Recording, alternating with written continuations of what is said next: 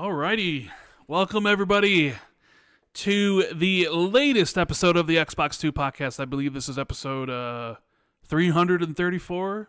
If Jez is numbering these things right. I have no idea. one of your hosts, Randall Thor19, the man with the million, and I'm joined today by Jez of Windows Central. That's me. How'd you like that short and sweet intro, since you complain about it sometimes? Just Jez. You're on the same level as like Prince and Zendaya. You're just Jez. Oh, no surname? Yeah. Yeah. Oh, that's cool. That's cool. I often wonder about those people who do just have, no surname, like Prince, the artist formerly known as Prince. Because isn't he? He's not even a name now, isn't he? Just a symbol. Well, then he was like the artist formerly known as Prince. I don't. How do you put a symbol on a fucking passport? I don't know. I don't know.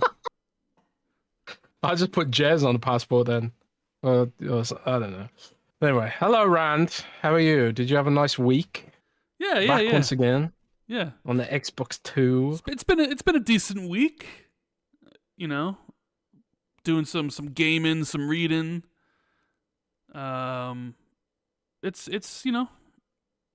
It's getting to be fall, which I love because the temperature now is finally at that point where it's no longer 90 or like high 80s. Like today, it's a nice 70 degrees outside.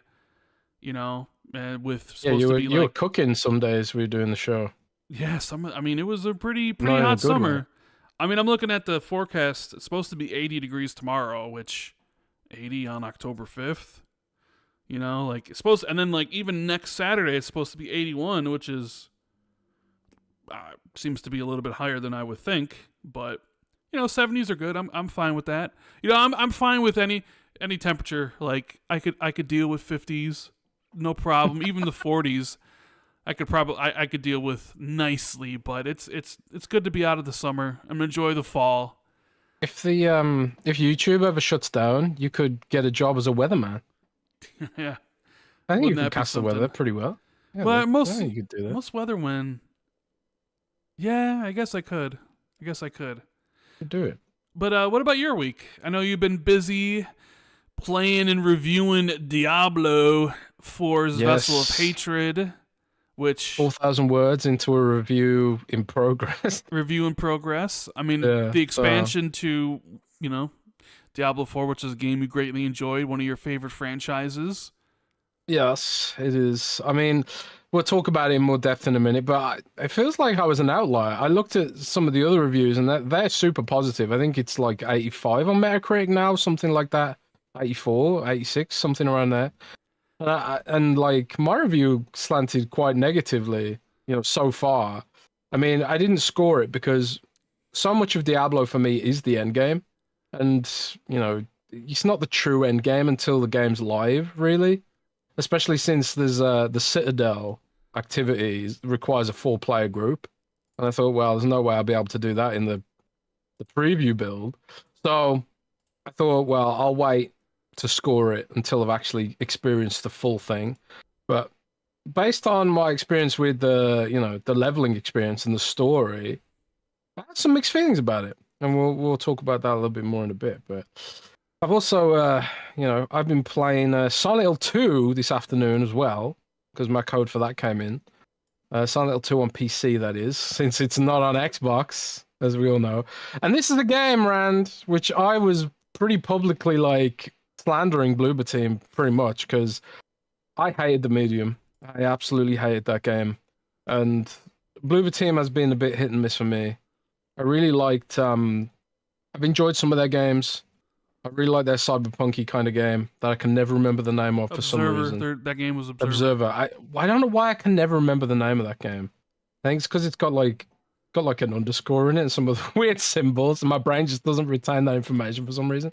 But I also like Layers of Fear, the very first Layers of Fear. I actually have a poster of that game in my house.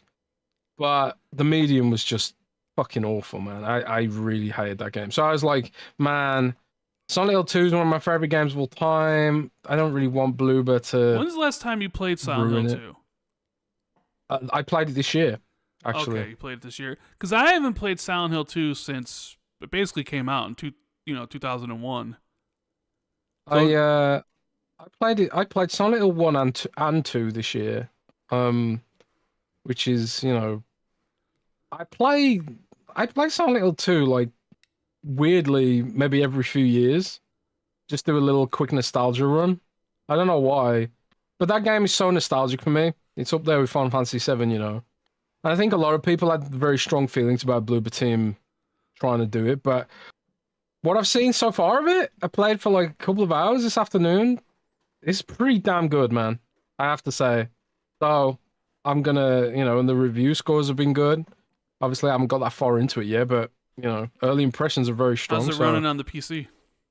Oh, it's bringing my PC to its knees. Oh, is it? Okay. You want me to ship you over my 4090?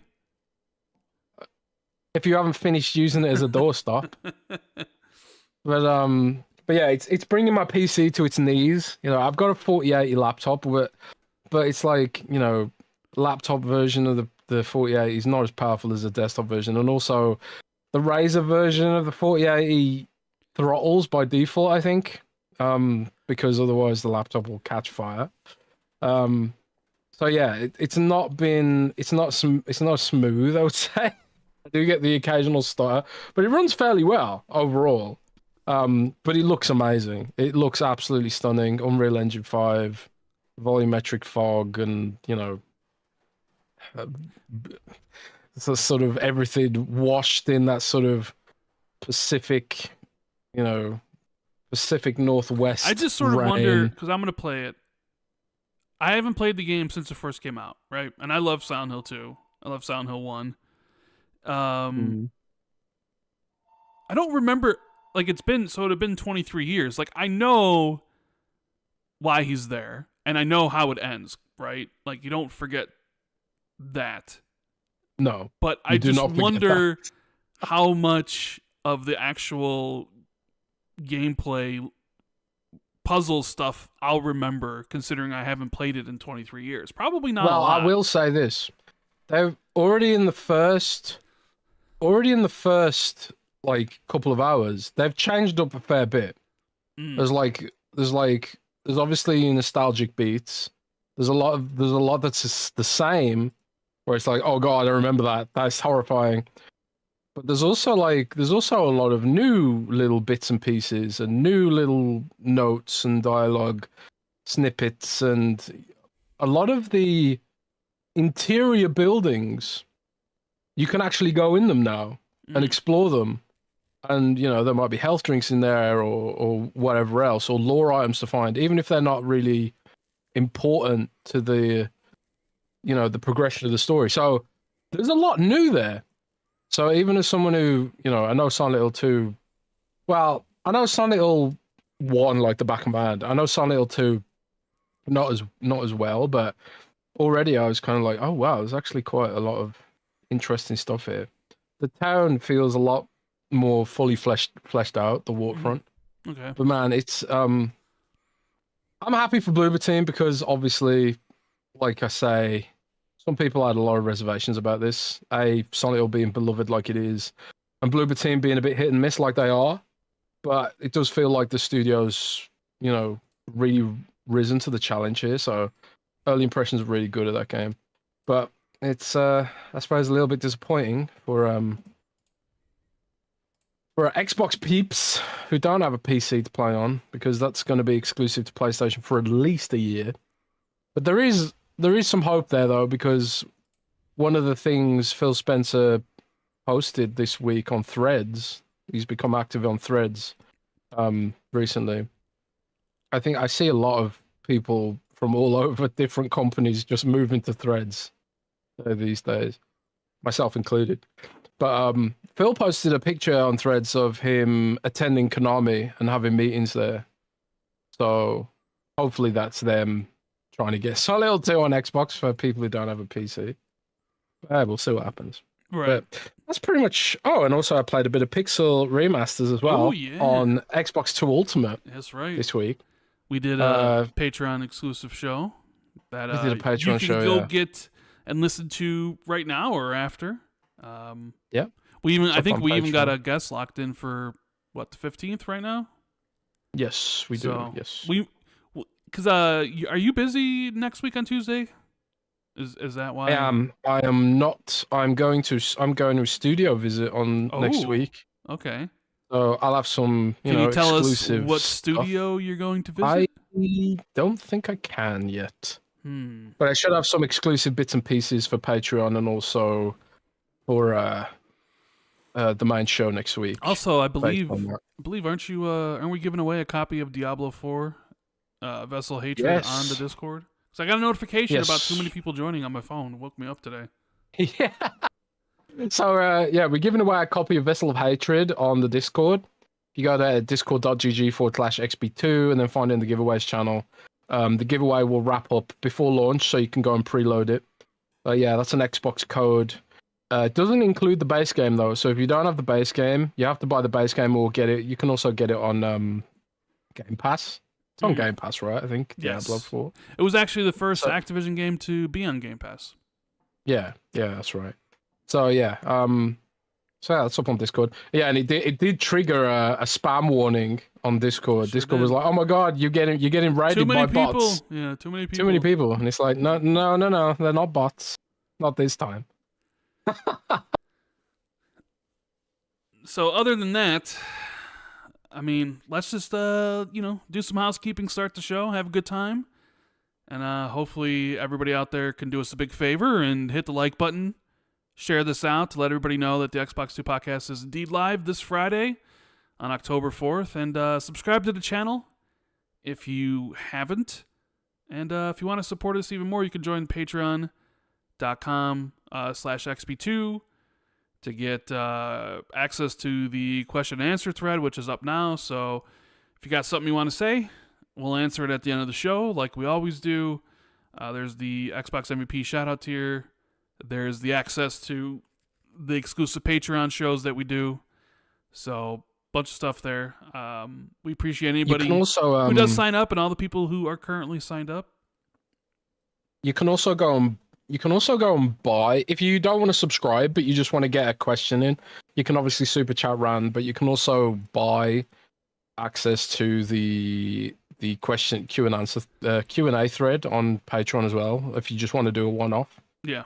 So there's that option as well. So let me give some shout-outs to the Xbox 2 MVPs. We got Tier, Shrapnel, Inner Machine, Just James 93, Jace Peltier, Thurgus, Holy Dark Dad, Steve Stompy, James Wiseau, Tricksurfer Trey, Battered Haddock, Army Dude 52C, Ryan Kipple, Foreign Object, Mythic Marty, Moronic Donkey 99, Randall Thor 19, Silas, Eric Gregory, James Moore, Fantasticals, Katrox, Bright Tundra 1, Discarded Caboose, Justin Duel, Frank Mariano, PB Broking, Asa T, and Madison, Governor Grimm, DZ Huffin, Wagerman, Achievement, The Scarecrow 121, Adam Bartolo, Darren Tropy, Prof. JJJ, and Wolfgang KPZ.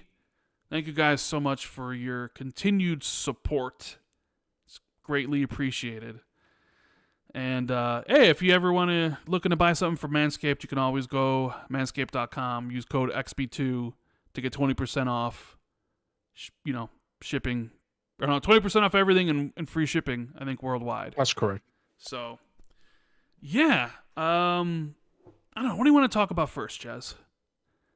You know what? Oh man, it's up to you. I want to talk about Call of Duty Game Pass ad, because this is something that we've talked about extensively going back a while now, maybe even to the June showcase, right? Because we've heard that they're expecting.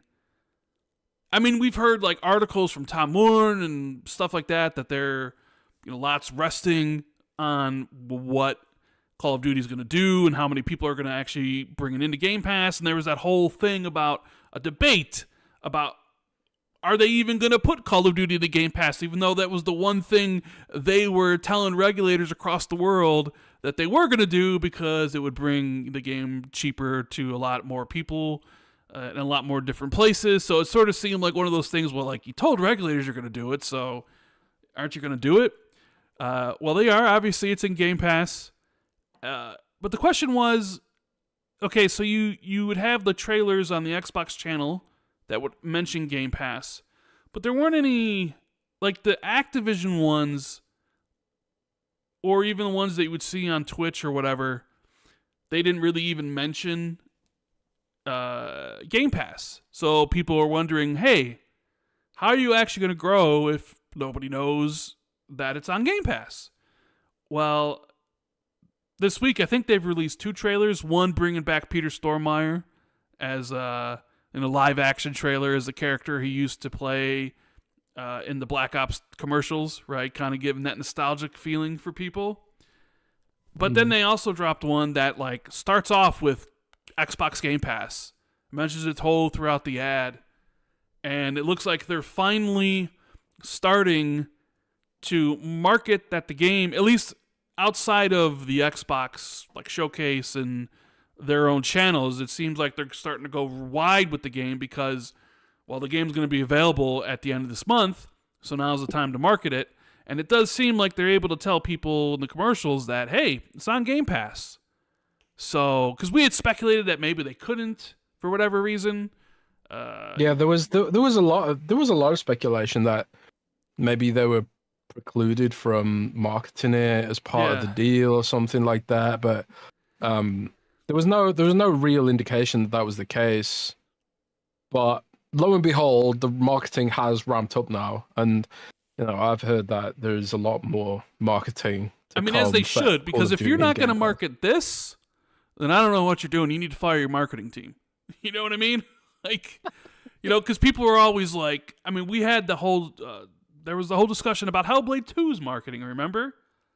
And how some people didn't think it was enough or they waited too long. Sometimes Xbox, they just don't do the wide marketing that PlayStation will. Like, PlayStation will put Spider-Man on buses and trains and billboards and all these different places outside of your traditional, hey, here's an ad on YouTube, here's an ad if you're watching a football game, that type of stuff. And there's been reports that some of the layoffs and some of the downsizing that Xbox has done because of the ABK deal, that, the marketing budget's been cut. But you figure, okay, well, maybe you don't market Hellblade 2, but you better market Call of Duty, right? And if you want to really make a splash and market Game Pass, I mean, this is like the best opportunity you're probably ever going to get. Mm-hmm. So it's it's cool to see. Now, the other side of this that I thought was kind of funny is a gigantic content creator, Mighty Keef, put out a tweet about Atlus's marketing of Metaphor ReFantasia. Have you played the demo of that game, by the way?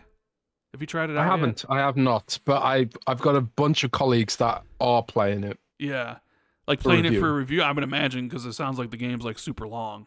It is huge, and I think we're gonna have to have a review in progress for that as well, because it's just so big. So big, so huge. That's what she said, right? It's just so big. Yeah, there is a review up of the game. Famitsu. Famitsu, yeah, I saw. Famitsu often gets these like exclusive review embargoes. Well, they're print. Sometimes aren't they print? Kind of like Edge, or did they move to digital? I have no idea, but the Famitsu review often seems to be first for a lot of Japanese games, and their review was pretty glowing. I think it was like 1 point off a perfect score, and I mean, people seem to love the demo. I told Cognito he was huge demo. He was begging me to like play the demo because I haven't played an Atlus game. I haven't played any of the Persona games, and I see the trailers for Metaphor ReFantasia, and I'm like, art style looks great.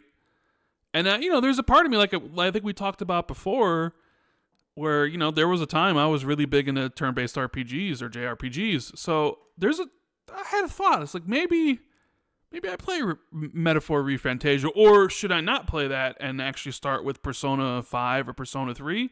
But then it's like, well, maybe you don't like that. Maybe you like this. Maybe you don't like the school setting, the Persona games or whatever. Especially since like Avowed and Assassin's Creed have been delayed to next year, so there's like a big hole in November where I was like, I could probably play that game, because there's Call of Duty campaign's not going to take me that long to beat. I'll fly through that in a couple days. And so it's like the next game I'm really looking forward to after Call of Duty is Indiana Jones, which is December. So I was like, well, since Avowed and this game aren't there, Assassin's Creed, I could maybe play this and see what all the the buzz is about, because a lot of people talk very highly about it, and it's not something, maybe I should expand my horizons a bit. So it's something I've been giving a little thought to. Maybe I should play it, but I think you should. Maybe I should. And then I'll shame you by then starting Persona 5 and then beating it before you did 2 years later. Oh, man. The thing I wanted to talk about here, we're talking about marketing in general, Call of Duty, Game Pass, great to see. We'll see what it does for Game Pass and the service, and how does it affect Call of Duty's traditional sales, right? Are there actually going to be people who subscribe to Game Pass for Call of Duty? Because if you think about it, with the way everything's situated, you got to subscribe to Ultimate at $20 a month, as I believe that the current price is after they raised it. So someone who only plays Call of Duty, it's actually cheaper for them to buy the game than it is to subscribe to Game Pass at $20 a month, right? So I'm wondering, how many people they can convince to do that and stuff, and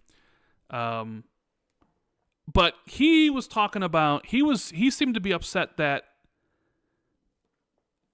his friends didn't know or were unaware or thought that the Metaphor game from Atlas, they thought it was an Xbox exclusive.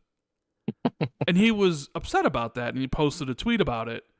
It's like, and it's just like, I saw that, and I'm just like, oh, so the marketing worked then. Because that's the whole point. That's the whole point. Even if like you could say, well, does Atlas really want that? Because if people don't think it's coming to PlayStation 5, doesn't that really hurt the game overall? Like, people won't even know it exists. And it's like, I don't know if that's necessarily the case, but I mean, clearly, it's not like Atlas made a deal with Xbox and was like blindsided by the fact that Xbox was going to basically be the marketing for it, where they would only say it's only on Xbox, just like how PlayStation did it for Hogwarts and stuff. So they must have been pretty okay with it, and Microsoft obviously spent a pretty bit of money, and maybe to Atlas's line of thinking, they're like, okay, our main base is on PlayStation. We probably can't get that many more people on PlayStation to buy our games. We might be maxed out there. But there are millions and millions of people on Xbox. So, if we market there and market that game to the Xbox audience, those people, more people than normal would potentially buy that game. Right? More That's new why, people. Yeah, more new people. Players. Because if you're trying to expand out, right? Which is why some of these games, like the Yakuza games, have these deals with Xbox, because it's like, boom, the PlayStation audience knows us already. They've been with us. They buy our games. Yeah. They know where our games are. Okay, let's market with an audience that really doesn't know us. And I would imagine that's their line of thinking in this case. But it's funny to see people complain about it, because it's like, okay, so the marketing's working. Like, the fact that your friends think it's only on Xbox means marketing works. Yeah. I swear, right? It's like some people don't even think Xbox should even just exist. They don't think Xbox is in competition, or that there should even be competition. For them, it goes beyond the fact that PlayStation's the default. It's like, oh wait, Xbox is doing something? Xbox exists? How dare they? How dare they exist? Because there'd never be the same kind of complaints about, PlayStation having all the Destiny marketing back in the day, to the point where Xbox had to take out an ad on the opposite page just to remind people that it actually exists for Xbox too, So yeah, that whole thing was just a really great example of, what was an example of, Rand? The Xbox tax. Thank you very much. Yeah. That old chestnut. Yeah, so I thought that was funny. But yeah, because I've told the story before, but my sister was a huge huge Harry Potter fan. And she wanted to play Hogwarts Legacy. But she doesn't own any of the consoles. And all the trailers on TV and elsewhere, like on TikTok and places that she watches, only had the PS5 logo. So to her, not really ingrained in this type of marketing, because think about it. What product is on a bunch of different... Like, can you think of another consumer product where the product is available at many different places, but the advertisement only mentions one? Yeah. Like, gaming's the only one that really does it, where it's like, Hogwarts Legacy is available on Xbox, PlayStation, Switch, but they only ever mention the PlayStation version. I'm trying to even think. Music, do they do that? I don't think so. It's not like there's only... Or, like, movies, certainly not. No. So I can't even think of any other consumer segment that has this sort of thing around it, but she was like, oh, I want to play Hogwarts. It's like, it's only on PlayStation. I'm like, well, no, it's not. It's on Xbox, too. It's also on PC. And she was like... You do get these scenarios where, like, for example, sometimes there'll be apps, right? There'll be apps that are available on the Microsoft Store for PC, but they only mention the Android and iOS version. And that's just sort of like an incidental case. That's not like Android and iOS having exclusivity. That's just incidental of the idea that nobody uses the Microsoft Store. So all the assumption is, so they don't even bother mentioning it. But it's different with gaming, because it's like, oh, they're actively working to exclude that game from the public consciousness on that platform. And it is weird. I can't think of another scenario where that really happens. I want to just chat. Does chat have any other... Does any other place sort of do that, where they only mention, like, it's only available here? Or does everybody know that, hey, if I want this music, it's on Spotify, or I could get it on Apple, and if it's a movie, I can get it on any one of these sort of places that has it? I don't know. But it's like Joe Rogan is famously exclusive to Spotify. That is true. That is true. Yeah. Although, I think you can find his podcast on YouTube, though. Well, maybe you can't bloody avoid maybe it. Maybe the older Joe Rogan podcasts that weren't exclusive were there. I don't know. But then again, it's only there though. It's not, if it's only there and it's not available everywhere else. Like, the point is, like, this is available in many other places, but they're only marketing in one place. So, like, I said to my sister, I'm like, oh, Sony's marketing's working, because she didn't know, and that's why you grab exclusive marketing rights to something as big as Hogwarts, because it's Harry Potter related, right? Mm-hmm. People are saying Joe Rogan is on both at the same time. It's no longer exclusive to Spotify. So, okay. But yeah, it was just I saw that. But tweet, there you go. The marketing work for Spotify, because I thought it was exclusive to Spotify. It's like, so the marketing I suppose works. that's a weird outlier though. Yeah. I don't know. I was trying to think if there's, like, products exclusive to certain supermarkets and shit like that, but I can't really think of anything. It is weird. It's like the video game industry's just evolved in this weird bubble, and because it's also kind of like a weird platform, isn't it? There's like, I know Satya Nadella famously said, I'm not a fan of this exclusive world, because, I mean, he got trolled for that, but it kind of makes sense when you think about it. It's like a forced exclusivity. There's no reason why this piece of software couldn't run on this other x86 device. There's no real reason behind that. It's just sort of this arbitrary restrictions which just ultimately limit consumer choice, But in his mind, platforms should compete on their hardware merits and their platform software merits rather than the products of the apps and shit like that. But that's not the world we live in. That's not the real world we live in. The real world we live in is that, people want to feel like they've got exclusive content on the platform they've invested in, which is why the console wars are so toxic as they are when you start bringing up exclusives and shit like that. Microsoft's trying to break that universe, but will they be successful? Remains to be seen. So yeah, there's that. But Shattered Space, Jez.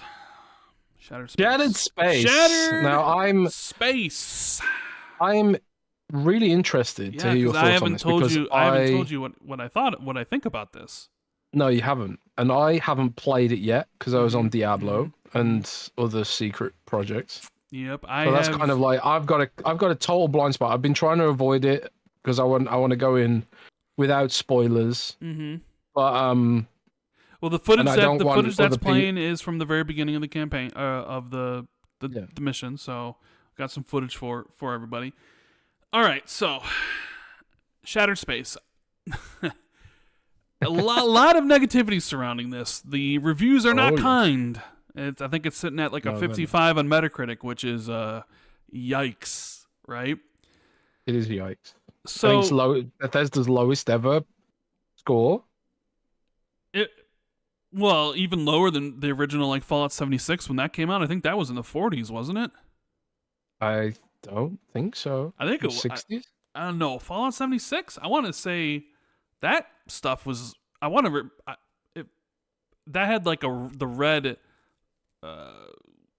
red like color code because they the green for the positive, yellow for the mediocre, and then like red for the awful. I believe Fallout 76 when it came out had that red tinge because in my mind I'm thinking like Fallout 76 was like in the 40s somewhere. Jimmy the Gamer says Fallout 76 was like a 46. So fair enough.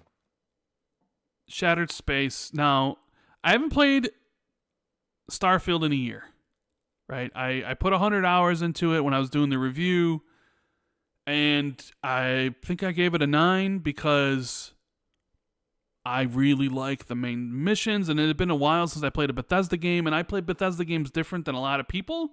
I'm not an explorer. I don't build the bases.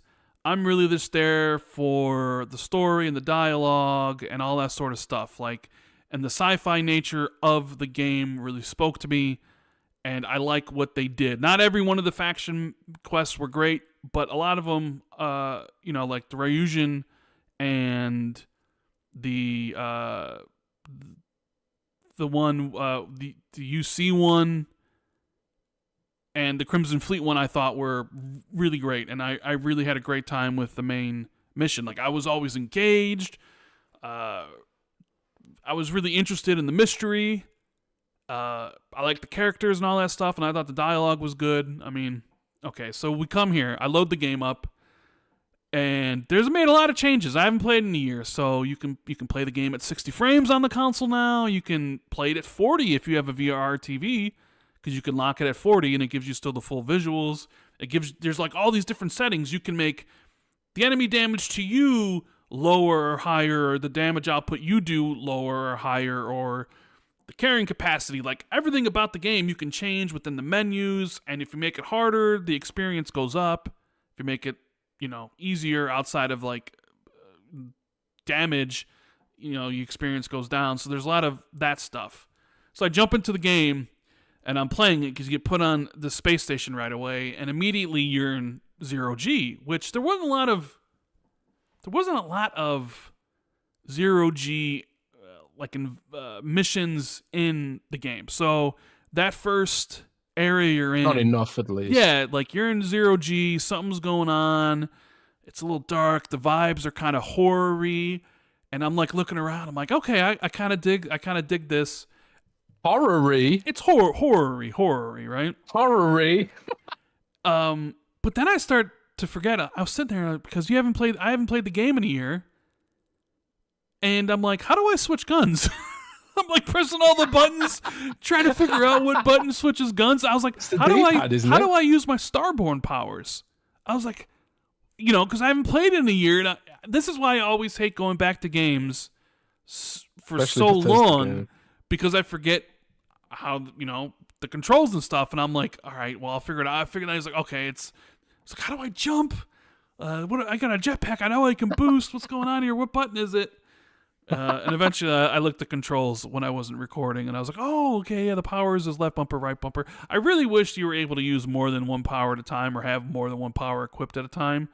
Because I think that sort of ruins it and doesn't make you want to use the powers very much, because then it's kind of a little bit of a chore to like, oh, let me bring up the quick wheel and switch to a new power and stuff. But Yeah. so I did that mission. You go to the planet afterwards. I love the look of the DLC, right? Like that initial space station, how it looks. You land on the planet and it's like red and the purples, right? It looks really sinister. And then like the kind of the blues that are encasing the citadel, and something's gone wrong.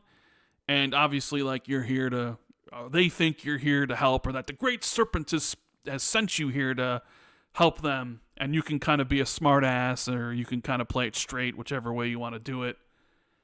And I've played about 8 hours. And honestly, as someone who really enjoyed the main story of the campaign and a lot of the faction quests, and I said I gave the game like a 9, which I know I'm pretty high on compared to the Metacritic. This one's just okay. It's really nothing special.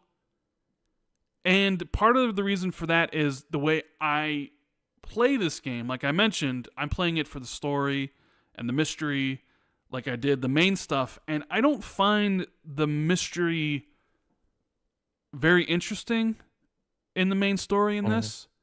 And I'm almost done with it. I think I have like one mission left to do. But, you know, I've walked around the planet and exploring, and I think that's done a little bit better. You can use the Rev 8 to get around the planet, and it is more handcrafted. And I really do like the look of the planet, like all the reds and stuff. But I find myself not caring about what's going on with the main story at all, which is a problem for me, because that's what I was really looking forward to the most, was the mystery of what was going on with House Faroon. So as I'm playing it, I'm just finding myself not to really care too much. I don't know what it is, because you land there and like a lot of people talk to you and they got these weird names and they're throwing all these weird terms at you. And the first mission you do after landing there is lame, I guess, as I'm going to say it. You kind of just walk around and you blow out candles, and then you pick up some statues and you get a name. I was like, this really to me feels like it was supposed to be a faction quest that they pulled from the game and then built a DLC around, and like kind of built the planet around it. That's the vibes it's giving off to me. So as if I would rate it alongside those other faction quests, I mean, it's beneath like 3 of them for sure. I would say maybe it's on par with the Freestar Rangers, because I didn't really care for the Freestar Ranger one, but I did like the other 3. And yeah, I was just like, man, this kind of just is a little boring, I guess would be the right way to describe it. Like I'm having fun playing it, like when you get out there and you're fighting the enemies and stuff, but the mystery of what's going on and all the things out there, it's like I don't know, it's not interesting or engaging enough. Like, it's fun being back in Starfield because I enjoyed Starfield and I enjoyed the moment-to-moment gameplay of the game, right? Boosting around, getting into firefights, switching the weapons up, using the powers and stuff. But like the story's not doing anything for me.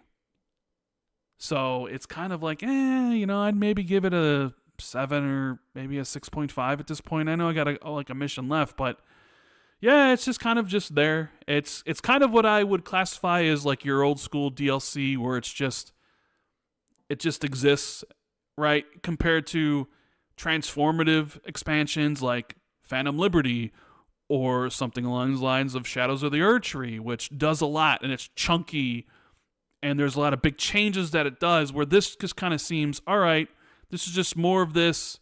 It's a faction quest that we built and we kind of fleshed it out to build this planet, and that's really it. But maybe the more chunkier things that you're looking for will take more time, because, like Phantom Liberty took 3 years and Shadow of the Erdtree took a long time. So this is kind of your run-of-the-mill DLC.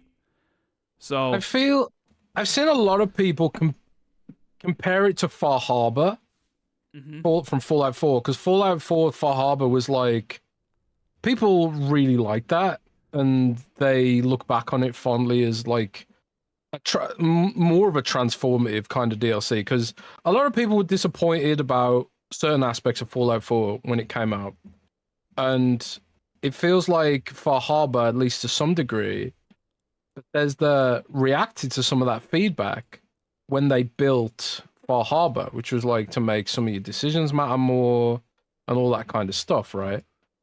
So I think one reason why this DLC has sort of been sour for some people is because it didn't address the feedback from the base game perhaps enough. At least that's the impression I'm getting from some people when I've been like looking at some comments here and there on the web.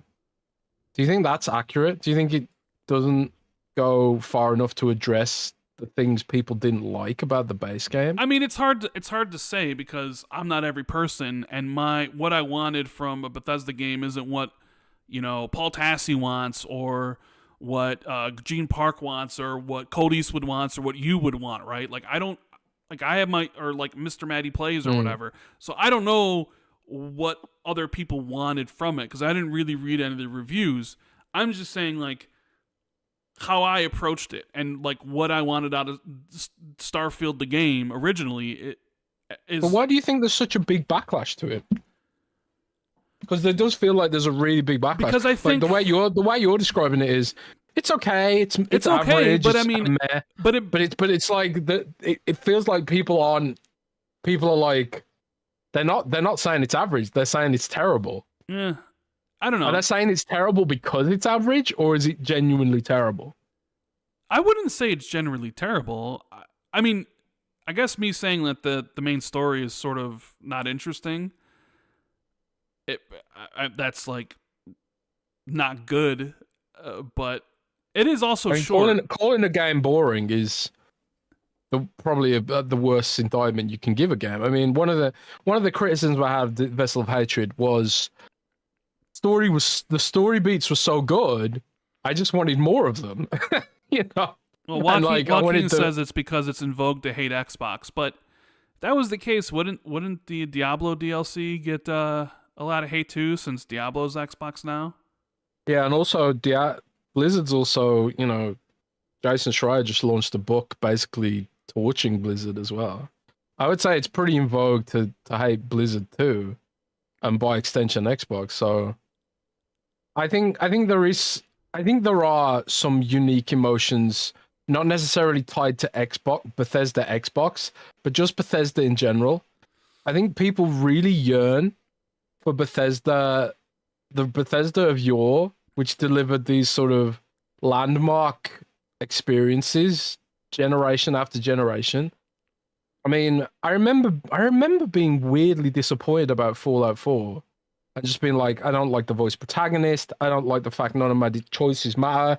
I don't like the fact I can't kill this dude at the start of the game with the funny hat and steal it. I don't like the fact that he's forcing me to, help settlements and I can't just murder him, Yeah. But but Fallout 4 was still this really solid game overall. And it, went on to be a mega hit. And there were actually headlines this week that more people are playing Fallout 4 right now than playing Starfield. I mean, here's the thing. I don't agree with the 50s. I wouldn't rate it that. Like I said, I'd rate it maybe 6.5, 7. Do you think that's disingenuous, the 50s? I mean, who's to say? I can't put myself in anybody's head and say why they hated it, right? I will say, I mentioned the Diablo thing, and people in chat are saying, like, well, that's on every platform. And it's like, well, that's not what everybody said last year when Modern Warfare 3 was given, like, a 52.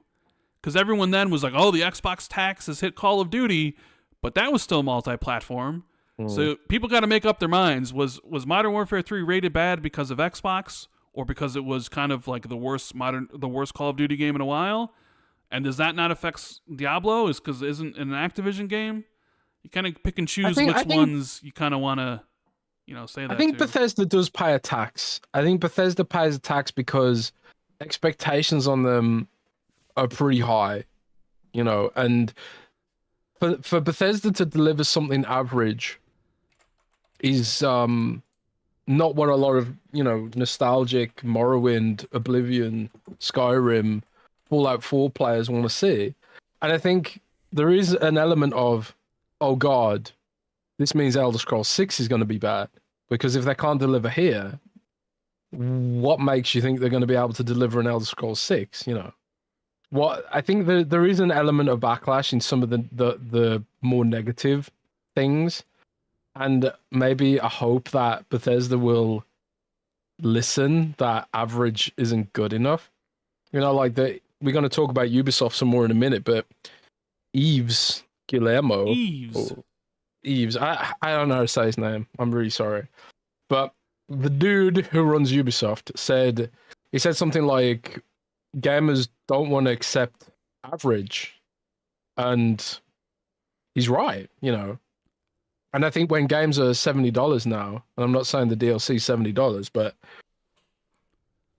it's not only the $70 that's the issue. It's the fact that, like, I'm gonna spend time on this, and there is so much competition out there. There's so many ways I can choose to spend my time. So many different games I can choose to spend my time with. Average is not acceptable. You know, it's like I could be playing literally anything else. You know, so I think there is an element of backlash because Bethesda is a Todd Howard's Bethesda specifically is a studio that's known for delivering these seminal experiences, and for whatever reason they haven't been able to get back to that level. As I know, I'm saying that as someone who enjoyed Starfield, and you know enjoyed Fallout 4, and I'm someone who apologized for Fallout 76. I even apologized for Fallout 76 at launch, and I was like, there's the bones of a great game here, and you know 76 did eventually go on to be something really really potent, and Elder Scrolls Online as well. Like Elder Scrolls Online was panned when it launched. And it did go on and evolve into something that a lot of people want to play. Not me, but it did. And I think people were hoping that, like, after things like Cyberpunk, after things like Cyberpunk's DLC, you know, and I saw PC Gamers said Diablo 4's redemption arc is over with Vessel of Hatred, as if to say, like, this is a transformative DLC for Diablo 4, you know. I think a lot of people had a lot of hope that Shattered Space would be something more than it is. So I do think there's some backlash to that. It's just okay, and that okay isn't good enough. But I don't know, man. I want to play for myself. I kind of want to do a new save, but it also goes back to what I was saying earlier. There's just so much stuff I want to play. I want to finish Frostpunk 2. I've installed Silent Hill. I've installed Final Fantasy 16. I've started Final Fantasy 5 Pixel Remaster because I've never played Final Fantasy 5 before. I'm enjoying it so far. The Diablo 4 season starting next week. Fuck am I going to play all this shit, man? That's why average isn't good enough. It's because no one's got time for average. I don't know. Yeah, I mean, it came. I just feel bad for the team.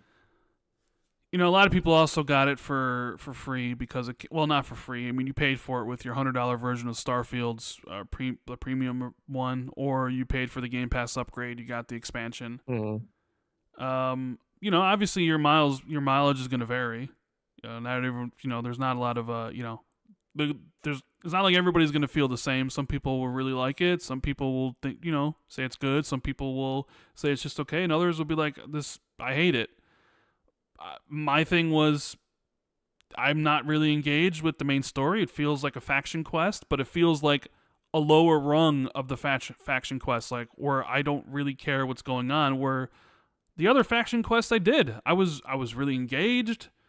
I kind of like cared about the outcome and like the decisions and the consequences. And this one, I'm just kind of, I don't know, it just feels like a lower rung thing. So yeah, I was expecting to feel like a fact quest.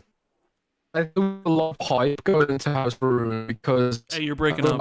You're breaking up. You're roboting. Yeah, you're roboting. Oh, that's like. I see it's red. It's red. Is it still red? Yeah, I mean, it's green on my end, but you're still roboing. We're yellow now. You sound good now. Is that okay now? Yeah, sound fine to me.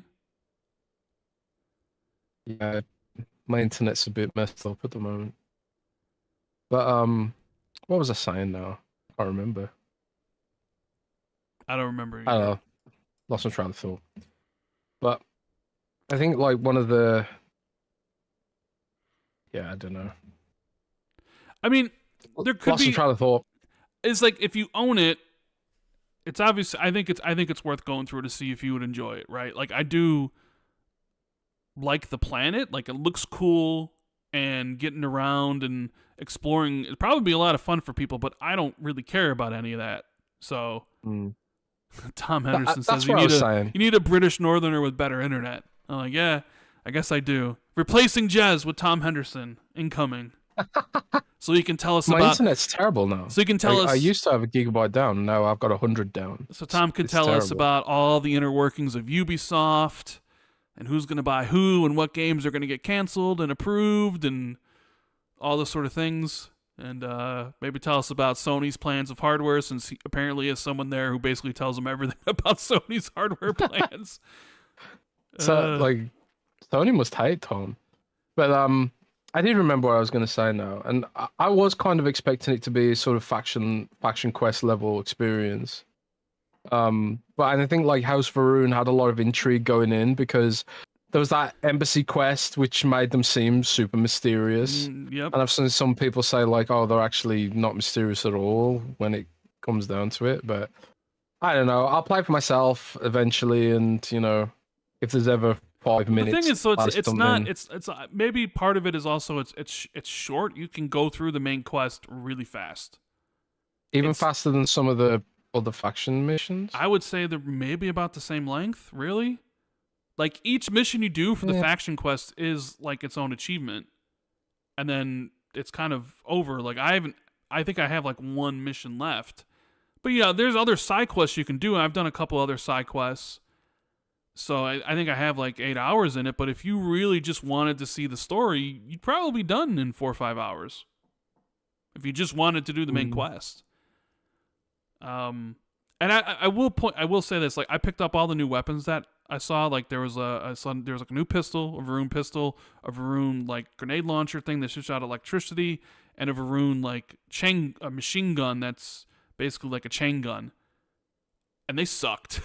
Like, and that's the other thing about this game is the lack of loot. Like anytime you sort of do these things, you find like an interesting, I don't know, cave somewhere, or you finish up one of the missions and then you fight somebody and then he's got like a legendary epic, or there's a master chest or something, they give you at the end. Like the loot's trash. Yeah, I tell you something, right? I tell you something about Bethesda. Like that is one big issue with modern Bethesda. Their itemization is terrible. The itemization systems they put in their games, the random affixes, they do not work for this kind of game. They just really don't. And someone really needs to let them know. They've only just now started really letting Fallout 76 players craft their own affixes into their weapons and stuff, and it's just like this should be basic shit, So I don't know. Yeah. Well, there are some systemic issues I think with Bethesda that they probably need to look inward. I think there is some element of backlash genuinely, but I also think Bethesda would be unwise to ignore some of the feedback that comes out about them and about their current iterations of their games, because I think there is a lot of in amongst the hyperbole and the negativity. I think there are some genuine nuggets of come on Bethesda, Yeah. So we'll see. The performance on the Series X isn't. I was playing in 40 FPS because they have the VRR mode where if you have VR on your TV, you could play it at 40. So if you have the TV, you can play it at 30, 40, or 60. So I'm playing it in 40. And for the most part, while you're playing, it's fine. But it seems to, especially if you're running in the wilderness, or you're jetpacking, or you're in the city, like you'll get you'll feel it. You'll feel the drops. But for the Mm. most part, it's pretty damn solid. Although using the car to explore, the Rev 8, the Rev 8 ain't made for the frame rate on the console, I'll tell you that much. So, yeah, I don't know. I think everybody's going to get their own. You're going to have to judge for yourself how you're going to like it. You know, you might really like it because you might like the story and the exploration, because there is a lot to explore. And I think it does look cool. But I was really only in it for the story. And that is just kind of just bleh. It's just, I just don't really care. So it's like a lower rung faction quest for me. I will come back for the second DLC, second expansion, Starborn. You know, that's rumored to come out at the end of next year. Maybe that will be more interesting because that would maybe be tied to more of the main campaign, which is an aspect of the game I loved. So we'll see. But I know you have some thoughts on Diablo's Forward Vessel Hatred because you've been playing it and reviewed it, and you haven't scored it yet. But as a huge Diablo fan, how'd you feel about this? Yeah, I got hundreds of hours in Diablo 4 now. I haven't played every season, but I've played like most seasons. So you could say I'm pretty invested in Diablo and Diablo 4. I'm not as hardcore as some people like Gembox 360 on Windows Central. She's our Diablo queen. She knows all the lore. She's read all the books. She plays every season. Hardcore, goes all the way through. I usually just do the faction. I usually just do the battle pass and then the season journey, and then often bounce. I don't really push that far like I do in WoW. So like if WoW is my sort of hardcore comfort game, you know, Diablo's something I play as a sort of off-season kind of game for me. But one of the things that I really do like in Diablo is the story, the lore, the characters. I love the Primevals. They're fantastic. And I think Mephisto, who, you know, is basically leading this current story arc for Diablo, is fantastic. Like he's so darkly charismatic. And I think he's one of the best villains that Blizzard's ever put together. So I was my review in progress was very much coming at the angle from the story perspective, you know. I suppose in a way, I'm kind of like you, how you play Starfield. You know, you don't really explore, you don't really go, you know, that deep into it. Like, I played Diablo endgame a fair bit, but I don't go that hard into climbing the ladders and stuff like that. So, it's with that in mind that I sort of like, we can't put a score on this until we've seen the endgame properly. Because a lot of Vessel of Hatred is endgame features. You've got like the Citadel, which is a 4-player raid kind of situation, which that's been controversial because a lot of people are just like, oh, I don't want to play with other players. I want to play solo, because historically you can do everything in Diablo solo. But now there's this event sort of dungeon called the Citadel, which you can do it in 2-player, but it's really tuned for 4-player. And it doesn't scale really for 2-player. So some people are upset about that. And I want to check that out properly before I, you know, pass judgment.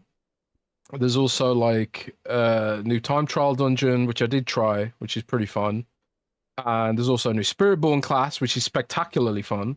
You can summon a giant centipede, which just shoots poison laser beams everywhere, which is absolutely amazing, hilarious and fun. So the Spiritborn class, super solid. But all my reservations with the game came kind of like from the story and its pacing. I think the story pacing was just, it was so quick. There was like, oh, here's a new character. Oh no, they're gone. Oh, this is happening, and now it's not happening anymore. And you know, it was just like, it was so fast paced and so breakneck that I felt like a lot of the elements sort of got lost in the scrum, and a lot of the big set piece moments. And there are some amazing cutscenes in this game. There's some amazing cutscenes, set pieces, and moments where I'm just like, my jaws dropped, and I'm just like, wow, I can't believe they've managed to deliver something so cinematic in a game which has, you know, the restrictions of an isometric camera at the end of the day. It's a testament to Blizzard's skill and their art team that they can deliver some of these moments. But it was over so quickly. I just kind of felt, I had this sort of, aftertaste of like, damn, I wish there was more here, you know.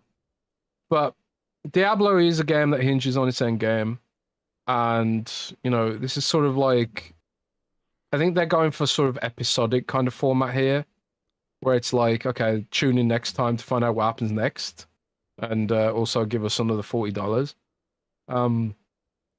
And you know, the production value is incredibly high, so it's kind of hard to begrudge them that they're doing it in this format in a way.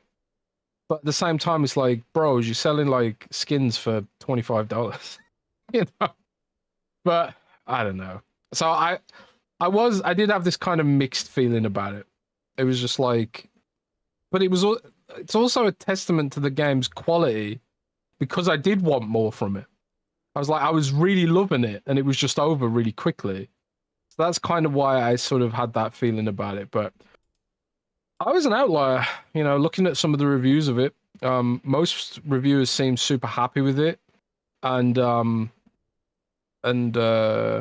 it's performed really well. It's got out of 8.5 out of 10 on Metacritic, which is a good score for a DLC. And you know, especially since like there was quite a lot of negativity about Diablo's live service, I should say. It was almost in a similar situation to Halo Infinite, whereas like the base game was really good and reviewed really well, but then the live service was underbaked and not ready. The first season, Diablo 4 was terrible, and then they pulled it back with season 2. Season 3 was terrible, and season 4 was really good, and then season 5 was really good, and now it's looking like season 6 is going to be really good. So, or even season 7 though. But yeah, I don't know. It's a strong foundation, even though like the pacing was a bit crazy for me. It was like, I love the direction they're taking it in, and I just want more. I wanted more from it, man. So yeah, that's Diablo. That is Diablo. So Starfield and Diablo expansions are out. Well, the Diablo expansion will be out, what, the 8th? I believe it's when it releases, right? Yes. All right. Oh, it's the 7th for America and the 8th for Europe. Oh, okay. It launches at midnight in Britain for some reason. Maybe they're doing like a global release time? Yeah, Brits have to stay up late for it. Ah, okay. So, yeah. Let's talk about some Tencent and Ubisoft, shall we? Yeah. Because I noticed our buddy Tom Henderson just put out a new article. Exclusive Assassin's Creed Black Flag remake is closer than you think. And I was reading this, and he said that in his article, which you can find at Insider Gaming, he said the Assassin's Creed Shadows delay has or will affect the Assassin's Creed pipeline of content releases, with the Black Flag remake, which was codenamed Odyssey, was to be released around November 2025, which would be around the same time as the series multiplayer offering codenamed Invictus is to be released. So I guess Black Flag remake, which what game is multiplayer? There was like a multiplayer Assassin's Creed game that they revealed. It was codenamed Invictus. Apparently that was supposed to come out end of next year alongside Assassin's Creed Black Flag. Right. But the Shadows delay has kind of moved it. And then Tom's also writing in here that he says that he understands that this is part of Ubisoft's ramp-up strategy for the Assassin's Creed series, which will see around 10 Assassin's Creed titles of various lengths and experiences released in the next 5 years. This seems like more Assassin's Creed than anyone asked that for, obviously includes Assassin's Creed codenamed Jade, which is a fully fledged mobile offering with a tentative date of Q2 2025. Who's making that? Not Ubisoft. I don't know who's making it, but yeah. NetEase maybe. I guess maybe, but the delay for Assassin's Creed Shadows has maybe pushed some of that stuff. But I did not know that it was basically going to be 10 Assassin's Creed experiences in 5 years. That's quite a bit. It's quite a bit of Assassin's Creed, right? Is that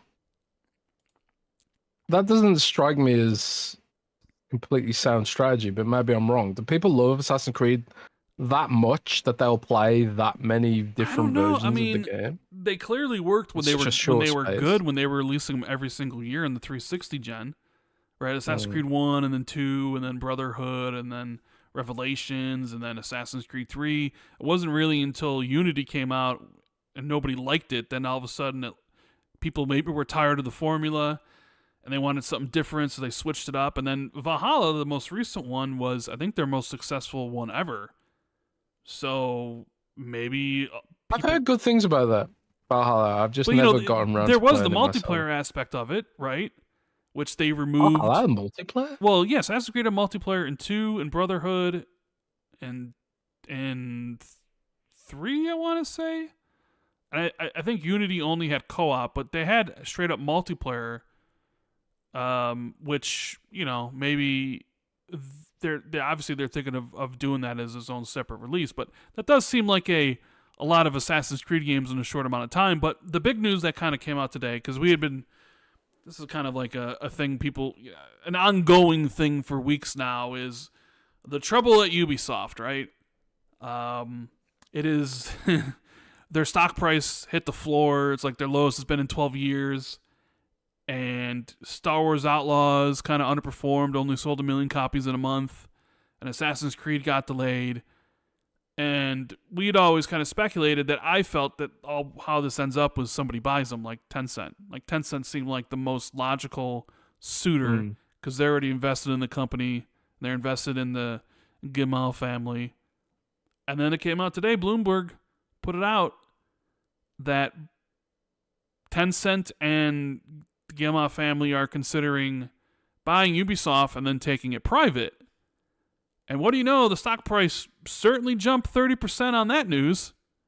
So it spiked up because the investors are like, yeah. Right, this will be great. More industry consolidation. Everybody loves that. I don't know. Is the way Ubisoft going the direction that they're going in something that, because it seems like they're at their lowest point right now. Very much like how it seemed Activision was at its lowest point when Microsoft came in and bought them.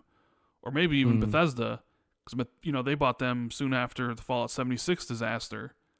So Ubisoft is at that point where, their stock price is taking a hit, and they're, people are probably looking for guidance, and it's like, well, Tencent gonna be able to give it to them? You're gonna take everything private? What are you gonna do? What would be your plan? But the thing I thought of in regards to like how it would affect Xbox was, hey, Ubisoft owns the streaming rights to ABK games.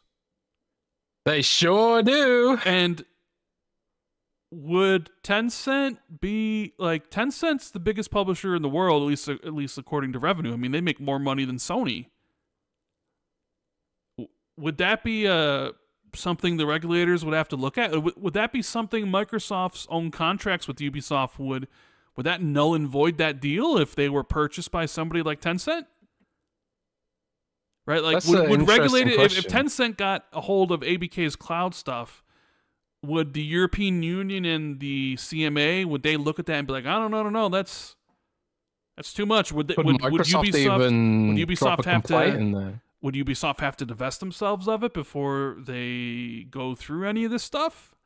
Or is Tencent okay because they don't have a console and they don't really have, I don't know, they even have cloud? Would it be one of those things where like Ubisoft has a cloud? I mean, they have a cloud. They have a cloud. It's true. It's in testing. I've used it. It's fucking terrible. So they were trying to build their own cloud service. And obviously, like, Tencent is a company that has data centers around the world already. So if they wanted to build a cloud service, they could potentially do that. But one of the things about the deal, the way it was structured in the European Union, was that everyone gets access to Call of Duty on cloud. That was like part of the deal. So NVIDIA GeForce Now announced they're getting Black Ops 6 at launch, for example. Right. For cloud. And it's basically everyone except xCloud gets it, which is Well, I don't think fucking. PlayStation's cloud is getting it. Are they? Well, PlayStation doesn't get it, no. But Yeah. um, yeah, Well, so can I you don't know. play Call of Black Ops 6 on Ubisoft's cloud? No, because it's not. I don't think it's public Okay. yet, but it's something they're working on. Um, supposedly, but I don't think it's gonna be viable because it's terrible. So I don't know what all that's gonna look like when it comes down to if Tencent ends up acquiring the rights. I suppose there's multiple layers of possibilities there. I mean, maybe it is something that nullifies the contract. B, maybe it's something Microsoft can complain to regulators about, saying, "Oh, this was about competition, and you guys have And now, ended up like, handing it one of our biggest to competitors China." has it or something. Yeah. But it also could be like maybe Microsoft's fine with it because they're partnered with Tencent very heavily on the Riot stuff. So maybe there's something there where Microsoft could be like, "We'll go through with this, but you have to, I don't know, come through with more stuff for us on cloud. Maybe you have to come through for us on, I don't know, League of Legends on cloud or something like that. Because League of Legends Wild Rift is supposedly coming to Xbox. God knows when. Um, League of Legends Wild Rift being the sort of, is it called Wild Rift? I think it's called Wild Rift. The sort of the casual version of League of Legends on mobile. So I don't know. There's that to consider. I mean, do you think Ubisoft needs a change of leadership? And would Tencent be the right company for it? Or, because you mentioned before, like, would France want a Chinese company to purchase a French company? I I honestly don't know. Like there is sometimes there is this sort of I don't know how you call it.